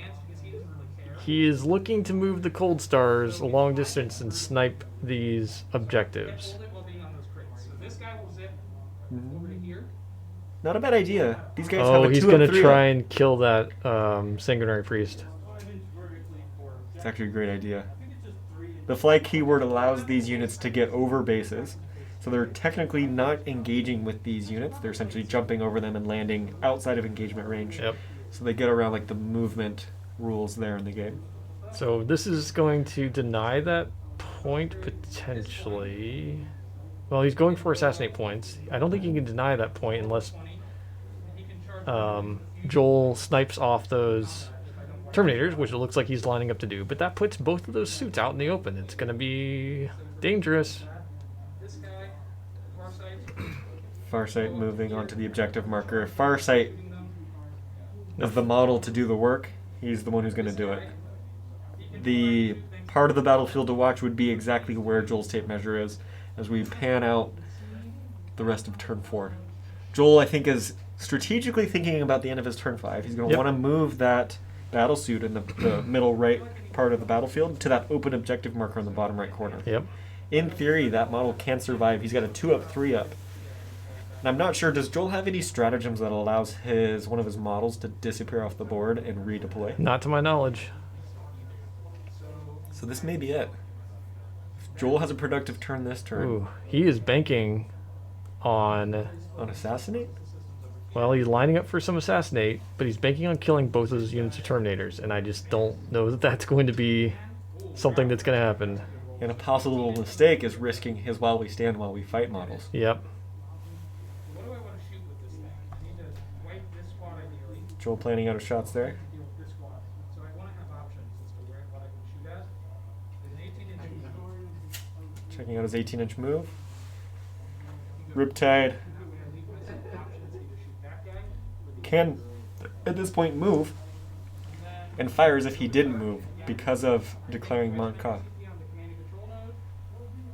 think the command and control node is pretty good. So I'm just going to get the 3 up and gold save. So we need to keep them alive. Or do I just go for killing stuff? Because if all of this is dead, he can shoot with the macro plasma. I don't want to risk it. So I'm going to overcharge for the 3 up and gold. Alright, so. Joel giving the Riptide a 3 up invul just to keep him alive. I don't have a whole lot of options left really here to do. Joel thinking about the rest of his turn. Less models here on the board, so it does speed up the turn. Yep. Joel feeling like he might be missing something, but in reality, he just doesn't have very much left on the board there. Yeah. Command and control node for reroll wounds on the Riptide. 1 CP. On. With this guy trying to knock out this apothecary. Going for assassinate points here. We got some cheeky fusion shots coming in. Fusion blaster shots incoming. Hitting on 2s. Feeling cheeky. And I'm rerolling 1s because of aggressive flooding. Oh. All hit. Wow. Now I'm wounding onto Wounding on 2s. This could be it. Oh, Oh, 2 1s. You would get a save of a 6+ because of the crates. 6 up here. 6 up.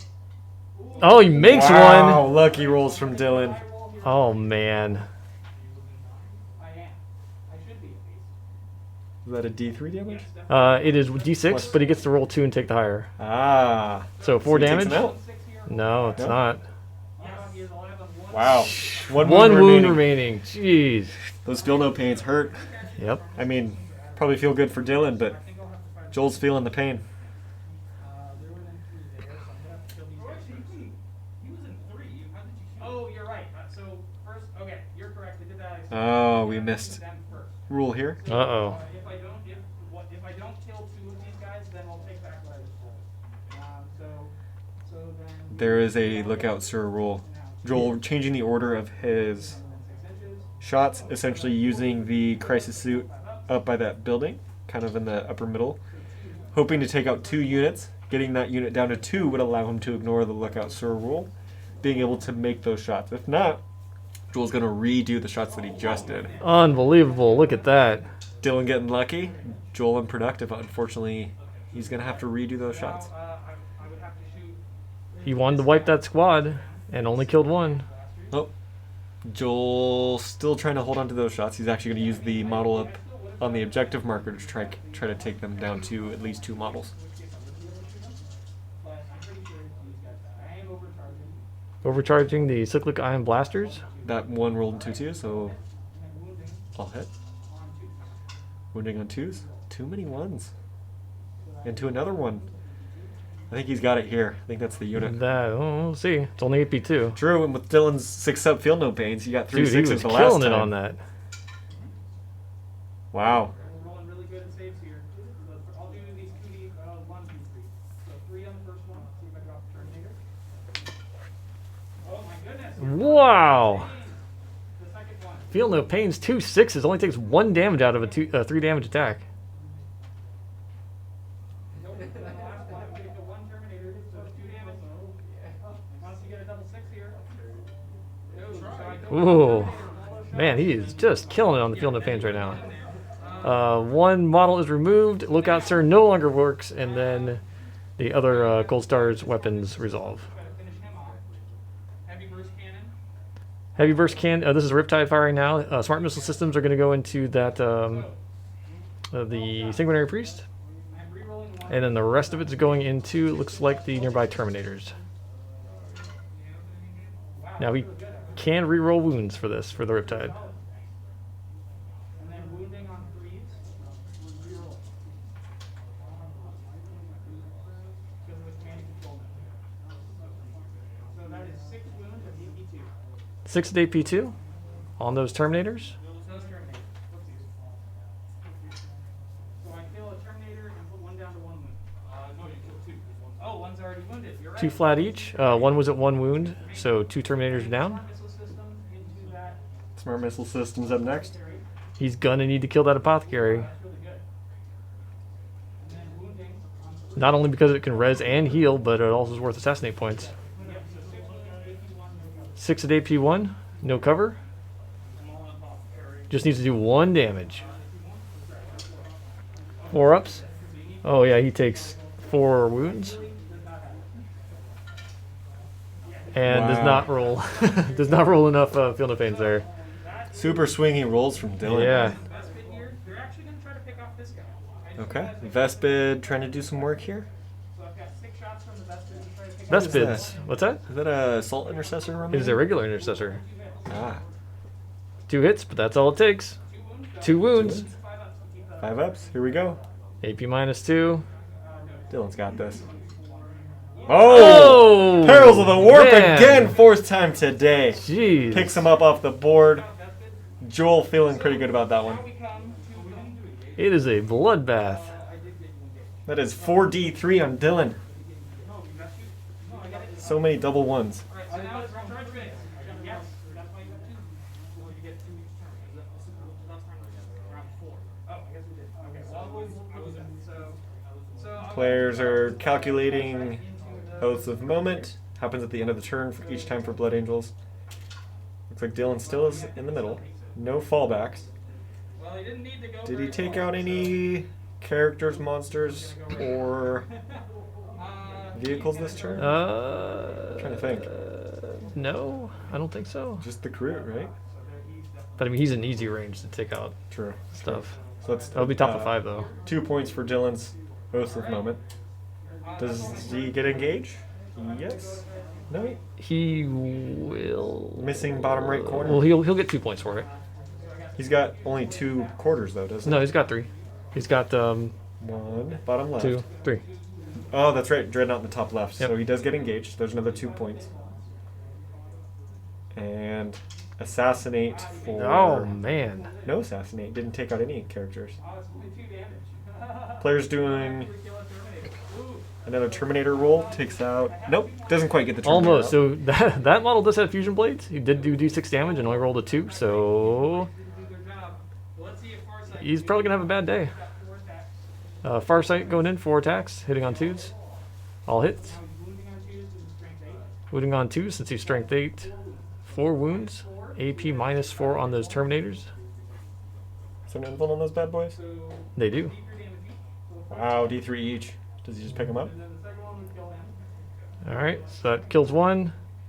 Ugh, Wow. not great. One remaining.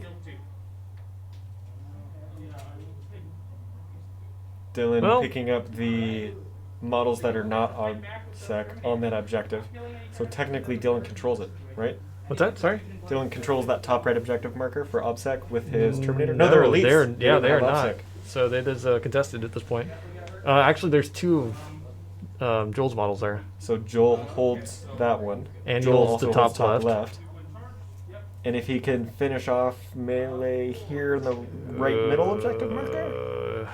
It may be contested. It depends if that crisis suit lives or not. That crisis suit's gonna have a bad day here. 2 1s on wounds. 5. No, 4. Because it's excessive. AP4, Assault Doctrine. Yeah, and then the other guy actually has the power. That's what I couldn't. Okay, so 4 more attacks. Ugh. Wow. Oh, the hit rolls, man. They're really turning around for you. So he's dead. Yeah, that's what I Yep. expected. The counterattack knocks that suit out. That That was is- just rough right there. An additional point there for Oath of Moment for Dylan, as well as And is assassinate. that 3 assassinate points? Yeah. Chance here at holding that objective. Not looking good for Joel at this point. Uh-uh. It's a normal guys, you do earthquake, lightning loss. Nothing left. So getting on 3s. Okay, and then wounding on 4s, reroll. Oh, good. It's a lightning claw, so you can reroll the wound. This is a lightning claw into Farsight. So 2 wounds. I get my 4 up in vulnerable. 2 wounds, taking a 4 up invul. 1 wound on Farsight. 1 wound done on Farsight. Farsight's a tough model to take down. Yeah. Not too bad in close combat. And not wiping that Terminator squad was a big deal. Or at least not even killing 1. You would have survived if he had killed 1 Terminator. And I would have held that objective. So that's a big swing for you. And you also get 3 more in assassinate. So that's the end of turn 4, and it's not looking good for the Farsight. Because Ending turn 4 here, players talking through the turn, thinking about morale checks. from getting a 10-point turn, which I think is going to be the nail in the coffin for the Farsight. We're moving into turn 5. Actually, you got to make a morale check here. For those of you still watching, let us know in chat. Who are you rooting for? Were you hoping for Tau? Were you hoping for Blood Angels? We will find out at the end of the next turn, end of turn 5. So they're okay. Dylan auto passes morale on 1. Yep. So that's boom. You kill the character. You still get the max score, and then you're gonna be. Players calculating into turn scores. We already did that. Well, yeah, this end of my turn. Okay. Assassinate, 3 more points for that. You wouldn't have gotten engaged for it. There's nothing in this case. Well, no, that was the turn before. Yeah, but you at the end of your turn, you would have had nothing there. Well, no, I guess it's there. Yeah, you would only had. So we only had 4. Oh, yeah. So then 6 for assassinating the last like commander. You got your oath. I'm gonna get another 3 for killing that character there. And that's that. Unfortunately, that was one of my always stand with fights with the Cold Star. So and you're gonna kill the other Cold Star probably on the next turn, like the Gold Star. Yeah. So it's not looking good for the Farsight at this point. I think I've just lost too much at this stage. I don't know if I could really get the table control. Not sure if you can hear the players talking out loud. Joel's calculating what his next turn is going to look like. He lost one of his key models for While We Stand, While We Fight, which basically gets him from those 15 points in secondaries, brings him down to the 10 points. The players decided we're just going to roll into the top of the 5th turn. We're going to jump straight into it. Yep. Dylan holds 2, not more, so he gets 10 points. We'll update these scores in just a moment as we start off turn 5 here. This guy will be terminated. And then you can apply some pressure. You won't be able to shoot him because the riptide is within 3 of him. So he's got to be shielded there. So you won't be able to shoot him, but you could charge him. Digging the puns from Asian Pride in chat. He said, I am Groot. Well said. Joel called the plumber, fixed the plumbing up in the top part of the terrain. Dylan measuring out. Does he go for the charge here? Does he shoot? Does he go for the center field objective marker? The victor is determined by most points at the end of the round. The old way you used to play the game was the last team standing would be the winner. There is still a way to play that. It's called Open War. Right now it's victory points, which is the objective markers you see on the board. You score 5 points for controlling 1, 5 more points for controlling 2, and 5 more points if you control more than your opponent, with a max of 15 points per turn in primary points. And then there are secondary points that players can choose, which give them additional points to score towards their total. So we will know at the end of the round who will win by who has more total points than the other player. There have been cases where maybe an army is shot off the table and they have no models left on the board, but because they have more primary points, they actually win. Which is kind of backwards from the way, or other ways the game is played. All right, and the scoreboard is now updated. Dylan is leading going into turn 5, 67-31. Fans of the Emperor, put it in chat. Fans of Commander Farsight, put it in chat.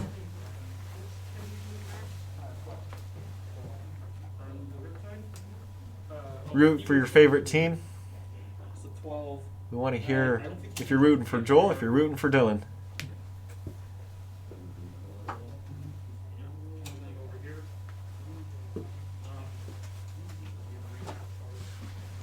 Dylan planning out his moves here.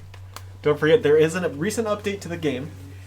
The player that goes second can score more points at the end of their turn. So in theory, if Dylan leaves some of these objectives uncontested, and Joel has models left on the board, he can technically get 15 points if he controls more objective markers and at least 2 than Dylan. Yep.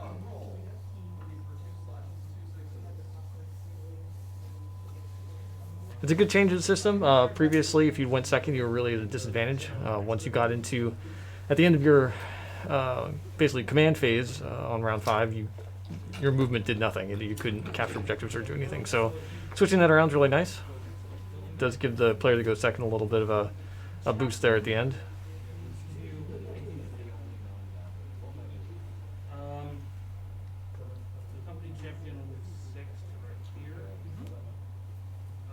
Dylan is going all out, looking to clean up the rest of the Farsight Enclave here. You might just hold him back. I think that may be. No, but he's all the rewards. I mean, he's already giving them the up. One of the things I love about playing against Joel is, 1, he probably knows more about my army than I do. And 2, I think he gives pretty fair, unbiased advice. Yeah, no, I would totally agree. I can hear both players kind of talking through Dylan's turn, Joel kind of giving him some pointers on what he thinks he should do. And I don't think it's actually putting Dylan, the advice, I don't think it's putting Dylan at a disadvantage. It's actually quite sound advice. Dylan's still choosing to fuel that blood rage, going for as many points as he can, taking out any remaining characters to max out those assassinate points. Just in case. Fancy move there. Going 1.1 inches away from that last battle suit. Trying to refuse Joel another 5 points for while we stand, while we fight. Secondary that Joel took, where he needs his 3 most expensive models to stay on the board to get 15 points, 5 points each. Unfortunately, Joel has already lost 1 to Dylan in the last turn, so he's got 10 points. Joel's trying to keep on the board. That was an Dylan's trying to run. extremely unfortunate series of events there. Joel went all out trying to take out 2 Terminator squads at the same time, and it just did not work out for him. You don't call them Terminators for a bad reason. Yep. Wow. Small arms fire coming in from the bottom left into the Vespids in the top left. Trying to clear them out with the not Storm Bolters, the Combi Bolters. We got Bolter Discipline. So they get those additional shots there. Pulling out some of those misses. Looks like 7 made wounds. Joel going for saves. 7 4-ups. And they're out. Hold them out. Best bids are 1 wound each, not the best saves. Nope. They leave as quickly as they came. Yep.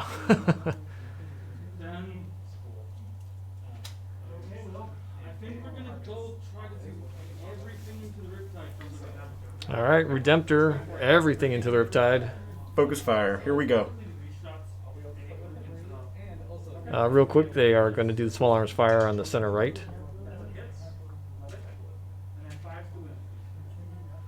3's the hit, 5's the wound. 2 3-ups, fails 1. Check out that cool dice box. Better That is- view of the sweet design. Again, thank you, John. The DACA box. You gotta be really careful when rolling your dice. You don't want to, accidentally fire one of those bullets off. Might lose a toe.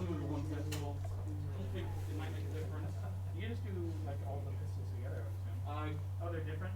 Yeah, the chaplain is a regular pistol. Chaplain firing his pistol. And then 2 blade guard. Nothing. Blade guard firing pistols. 2 hits, no wounds. I don't think the company champion's up. Alright, so it's just the Redemptor left. Let's do it. Redemptor time. Redemptor overcharging. D6 attacks for 2. Doesn't feel good. Hitting on 3s. Dylan's is he gonna use the CP? He's not. Nope. Both hit. 2 hits, Both miss. double ones Oh again. my goodness, Jeez, man. folks!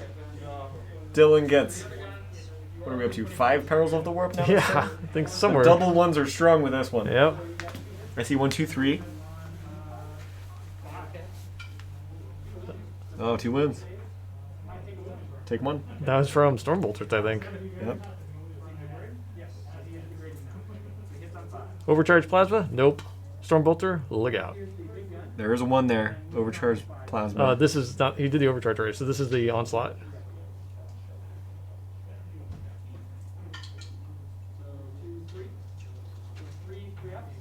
Three 3-ups. Wow, all 3.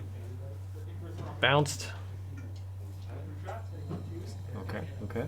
3 shots. This is from the Icarus This rocket one? launcher. Wound 1. Save 1. Man, Riptide bouncing all the shots all day long. So charge phase. It reminds me of Luke Skywalker in Last Jedi. I'm gonna need a real miracle here in the charge phase to get save me from what's about to happen. But hey, miracles happen sometimes in the 41st millennium. We'll see if it happens this time. All right. Blade guard into Farsight. Charging. We are now in the charge phase. The supporting fire for the characters. No, because these 2 supporting fire. Do I save it for the chaplain? I don't know. Do I try? Chaplain's worth points. We've got a Terminator planning a charge in. Joel's thinking about where he wants to overwatch. Just shoot with, you can't overwatch. So you can go ahead and charge. I don't think I'm gonna bother spending any CP. Joel's not worrying about it. The 7 becomes. Oh my goodness, he makes a 7-inch charge for the whole whopping 1-inch. No, he was jumping in from the side there. It's that Blade guard vet. Oh, the Blade Guard vet. Okay, gotcha. The last remaining one. I thought he was planning out the move for the Terminator. No. But I guess he's already in combat, is that right? No, he's the Terminator is in combat. The chaplain needs to make it in there, make his 1 to charge. Gotcha. Blade Guard vet's new release model came out with Indominus. There's quite a big hype for these guys. They've got a fantastic save. They've got power swords. or relic shields. Relic. relic It's shields give basically them- a storm shield equivalent. So Yeah, 2 up, plus 4 one. up. Yep. So normally a 3 up, they get +1 to their save, and they've got a 4 up invulnerable save, which means any amount of AP, armor penetration, means they won't have their save go above a 4+ roll. And then they've got 3 attacks each. I believe so. I have to check their stats. And Blood Angels in the Assault Doctrine, which is where Dylan has been since turn 3, they get an additional attack. Yep. So and then that plus shock assault. So you're getting a bunch of attacks each time. Their sword is 2 flat damage, so it'll take chunks out of people. How much AP on those swords? AP has 3 power swords. So those things are cutting through things like butter. Not looking good for that commander. Charge there. Dylan not feeling so good for that commander. But we'll see. Miracles still happen in the 41st century. Okay, so I'll go ahead and overwatch. So here comes the Sacred Ion Blasters. I am overcharged. Chaplain is charging. Joel is activating a Tau specific thing that will allow the other units nearby to overwatch. So he's overwatching with the commanders and the Riptide. We're rolling 1. Missed it. Wow. 3 damage. Oh boy. Rerolling 1. Saved it. D3 for 1. Not as Takes productive 2. as Joel wanted. Was that 2? Yeah, it was 2. And now the Riptide's doing his overwatch. Okay. If you can get some 6s in here. 2 6s? 3 6s.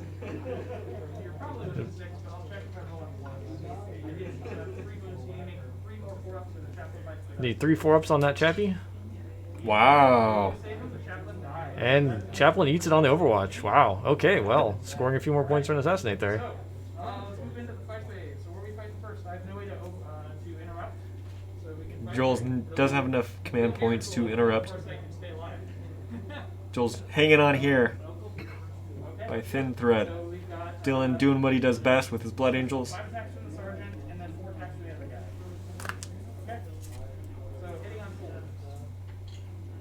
That Blade Guard vets first. He's doing the Terminators in the center left, or center right. Gotcha. A single one will keep him alive. No, he is dead. Oof. Joel's Power picking him up. Fist, yep. Scooping him on the objective. These past couple of turns have been very consistent for the Blood Angels. Yep. All right. Attacks from the company champion. Okay. Joel commenting on his opponent's play, saying Blood Angels have been very consistent over the past couple turns. Mhm. Joel really hoping that Farsight here can survive and then counterattack. It's company. He's not chaplain. No, he is. Okay, it's for wounds. So then it would be 3 they all wounded enemies. Oh, that's a lot of wounds. 6 4-ups.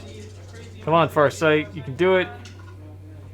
He does not. Farsight eats it. Last Farsight gone. Consolidate 3. All right. And then the blade guard, yeah, they'll just pile in and consolidate. Yep, the rest of the remaining stuff there, not in fight range, they all consolidate.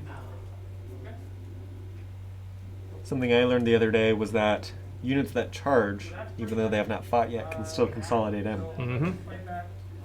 That gives Farsight the ability to fight back because he was not declared as a target for the charge. So there's almost a give and a take there. Dylan gets into combat, but Joel gets to fight when normally Dylan wouldn't have been able to fight that model.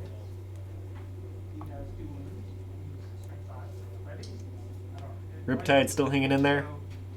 All right. So at this stage, I think we could probably just call it because I don't. Joel's talking about calling it. 5 points if I advance stuff with this. But then you just throw a guillotine into them. I can advance up here and grab a couple of points with this Crute. Yep, Joel discussing his options for his turn. So let's see what this Crute can go up to. So you can get to there. Yes. So you would get within range of that objective. So I can nap that from you, and then these guys can At just. the end of the round, I would have gotten all, yeah, original from. Dylan counting through his secondaries. Quite another productive turn for those Blood Angels. looks like we're going to see a wrap-up of the game here. Yep, almost done here. Fortunately, Joel was not able to keep his most expensive units alive. He does have that Riptide left, which does give him 5 points. He may get another 5 points for holding an objective marker. That is the end of the game. Joel's calling it. Back into combat there.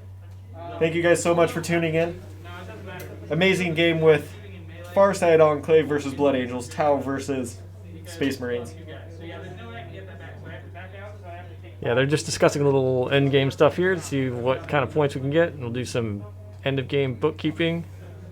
Oh well, no. Okay. So now. While these guys are talking through, we'd love to hear your guys' thoughts on the stream. What'd you think? What did you like? What is maybe one way we can improve? If there's an army you want to see on the battlefield, please put it in chat. We look forward to hearing your guys' comments. Stay tuned. We do have a winners to announce from the Crusade, as well as a quick interview with the players. Yep, so we're going to get the final score here. Let's look through some of the units that these guys painted up.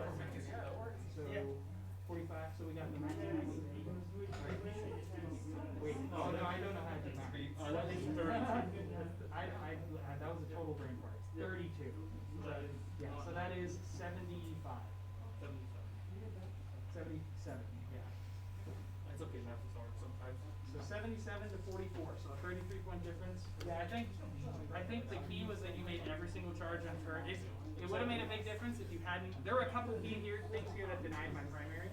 I think there was this here. Real quick, after we get these scores in, do you want to do quick, like 30 seconds of just talking to the audience about? Yeah, sure. All right, give me just 1 second. Yeah, I think there was a couple key instances that swung this game. A couple really important things on these objectives. All right, we're going to be updating the score sheets here in just a second. Then we're going to have the players come in and just give their short commentary. Was kind of disastrous for me. I really needed to kill these Terminators in order to. If I had wiped out this entire flank like I planned, then yeah, you would have hit me here, and I would have lost Farsight. So I still would have had these two gold stars to come over here and countercharge. I would have maxed out Assassinate because I could have killed that company with some fusion shots. And the Riptide could shoot into combat. That would be cheating. And then I could shoot the objective. So that would have really. I mean, I don't know if it would have won the game because I was already pretty behind at that point, but I think it would have really closed the gap. Because getting that 15-point primary turn on that last turn. I like these guys. What have I done? Because if I held these two, I would have gotten 15 on that last turn. And then you add on the assassination points. I think it's unlikely the best would have survived against the Protector and the. Oh, true. So, I mean. All right, final score is now on the board. Final score being 77-44, Dylan and his Blood Angels. Great job, everyone. We've got the players here. They're going to come in here real quick, and we'll talk to them for just a second. Well, yeah, I mean, I didn't plan, but we're coming in. I'm going to do in front of the TV and have that camera. That's fine. Hey, guys. All right. Can we stand behind you? Good work, guys. Yeah, come on in. Squeeze in here. So that was a great game. I think just having the Crute there, something that I've not really seen in any kind of competitive format forever. Seeing them on the board was really great. So, Joel, what was kind of your thoughts coming into the game versus like how it went through and then ended? Like, Yeah, I think I knew that the key to winning this game was making sure that the Terminators didn't reach any of the really important units, like the Commanders and the Riptide, and I was successful in doing that for turn 3. But in return, it cost me all of the Crute along the lines because he didn't fail any charges. I think a really important charge he made was Terminator. Yeah, well, you failed, but the important thing is that those intercessors made it onto the objective on the left flank, and killing those Narlock riders off of that objective was a big deal. It really got him. It pushed me off of a primary objective, which denied me any primary points on turn 4. So that really, I think, swung the game. And also a disastrous turn 4 where the poor Cold Star with the fusion blades. He really tried to kill those Terminators, but he whiffed. Unfortunately, he did not kill those Terminators, and he got killed in return, which cost me my other Cold Star. And that's the nature of those Cold Stars, is they're very fickle. Like, you send them in, and they just have to kill what they, go in on, or else you're gonna lose them. Yep. So they're a bit of a glass cannon. They usually work really well. Didn't pay off in this match. There were a couple, like I said, there was a couple of key rolls in the later stages that could have swung the game. It was a super close one, really fun game. I think it was a really, by the end, neither of us had a whole lot of assets left. So, I mean, just looking at the table state, I think it was really a lot of killing, but the primary points really show for the Blood Angels, I think. They really had that table control from pushing me off of all the objectives with the Kroot. Yep. Yeah. And so, Dylan, like, you kind of struggled at the opening part of the game, only having half your army on the board and all the Terminators in reserve. Like, what were you thinking there between turns 2 and 3 before you got those Terminators down? Because Joel's doing a really good job of screening stuff out there. I was actually quite worried. With only... I mean, most of the melee punch was actually off, like, that was on the board was dead. All the Assault Intercessors dying. The Blade Guard were still there, but there was not much on the board. It was looking very sparse. But those Terminators, I mean, they came through for you. Yeah, exactly. It's kind of exactly what I wanted. One Terminator squad kind of failed, but the other two, who came with the Chaplain, it's just having 7-inch charge that's rerollable on all of them is very easy to get in. And once they're in, like, you can get so much movement out of the fight phase if you do it correctly. Yeah. And so, like, how instrumental do you feel was the Sanguinary Priest in getting the bonus to the charges and everything, and the rezzing and the 6 up Feel No Pain? The 6 up Feel No Pain really just... just... the charges is from the Chaplain. Yeah, sorry. But the 6 up Feel No Pain really came in clutch a bunch of times there. Yeah, exactly. Everybody knows Apothecaries are amazing, but Apothecary that flies and can put people in the Assault Doctrine, I mean, he's quite expensive. He's 130 points, but still. Yeah, I think a big thing that really was a boon for you in this game was the fact that one Blade Guard survived turn 1. Because if I had knocked him out, the Apothecary would not have been able to revive any of them.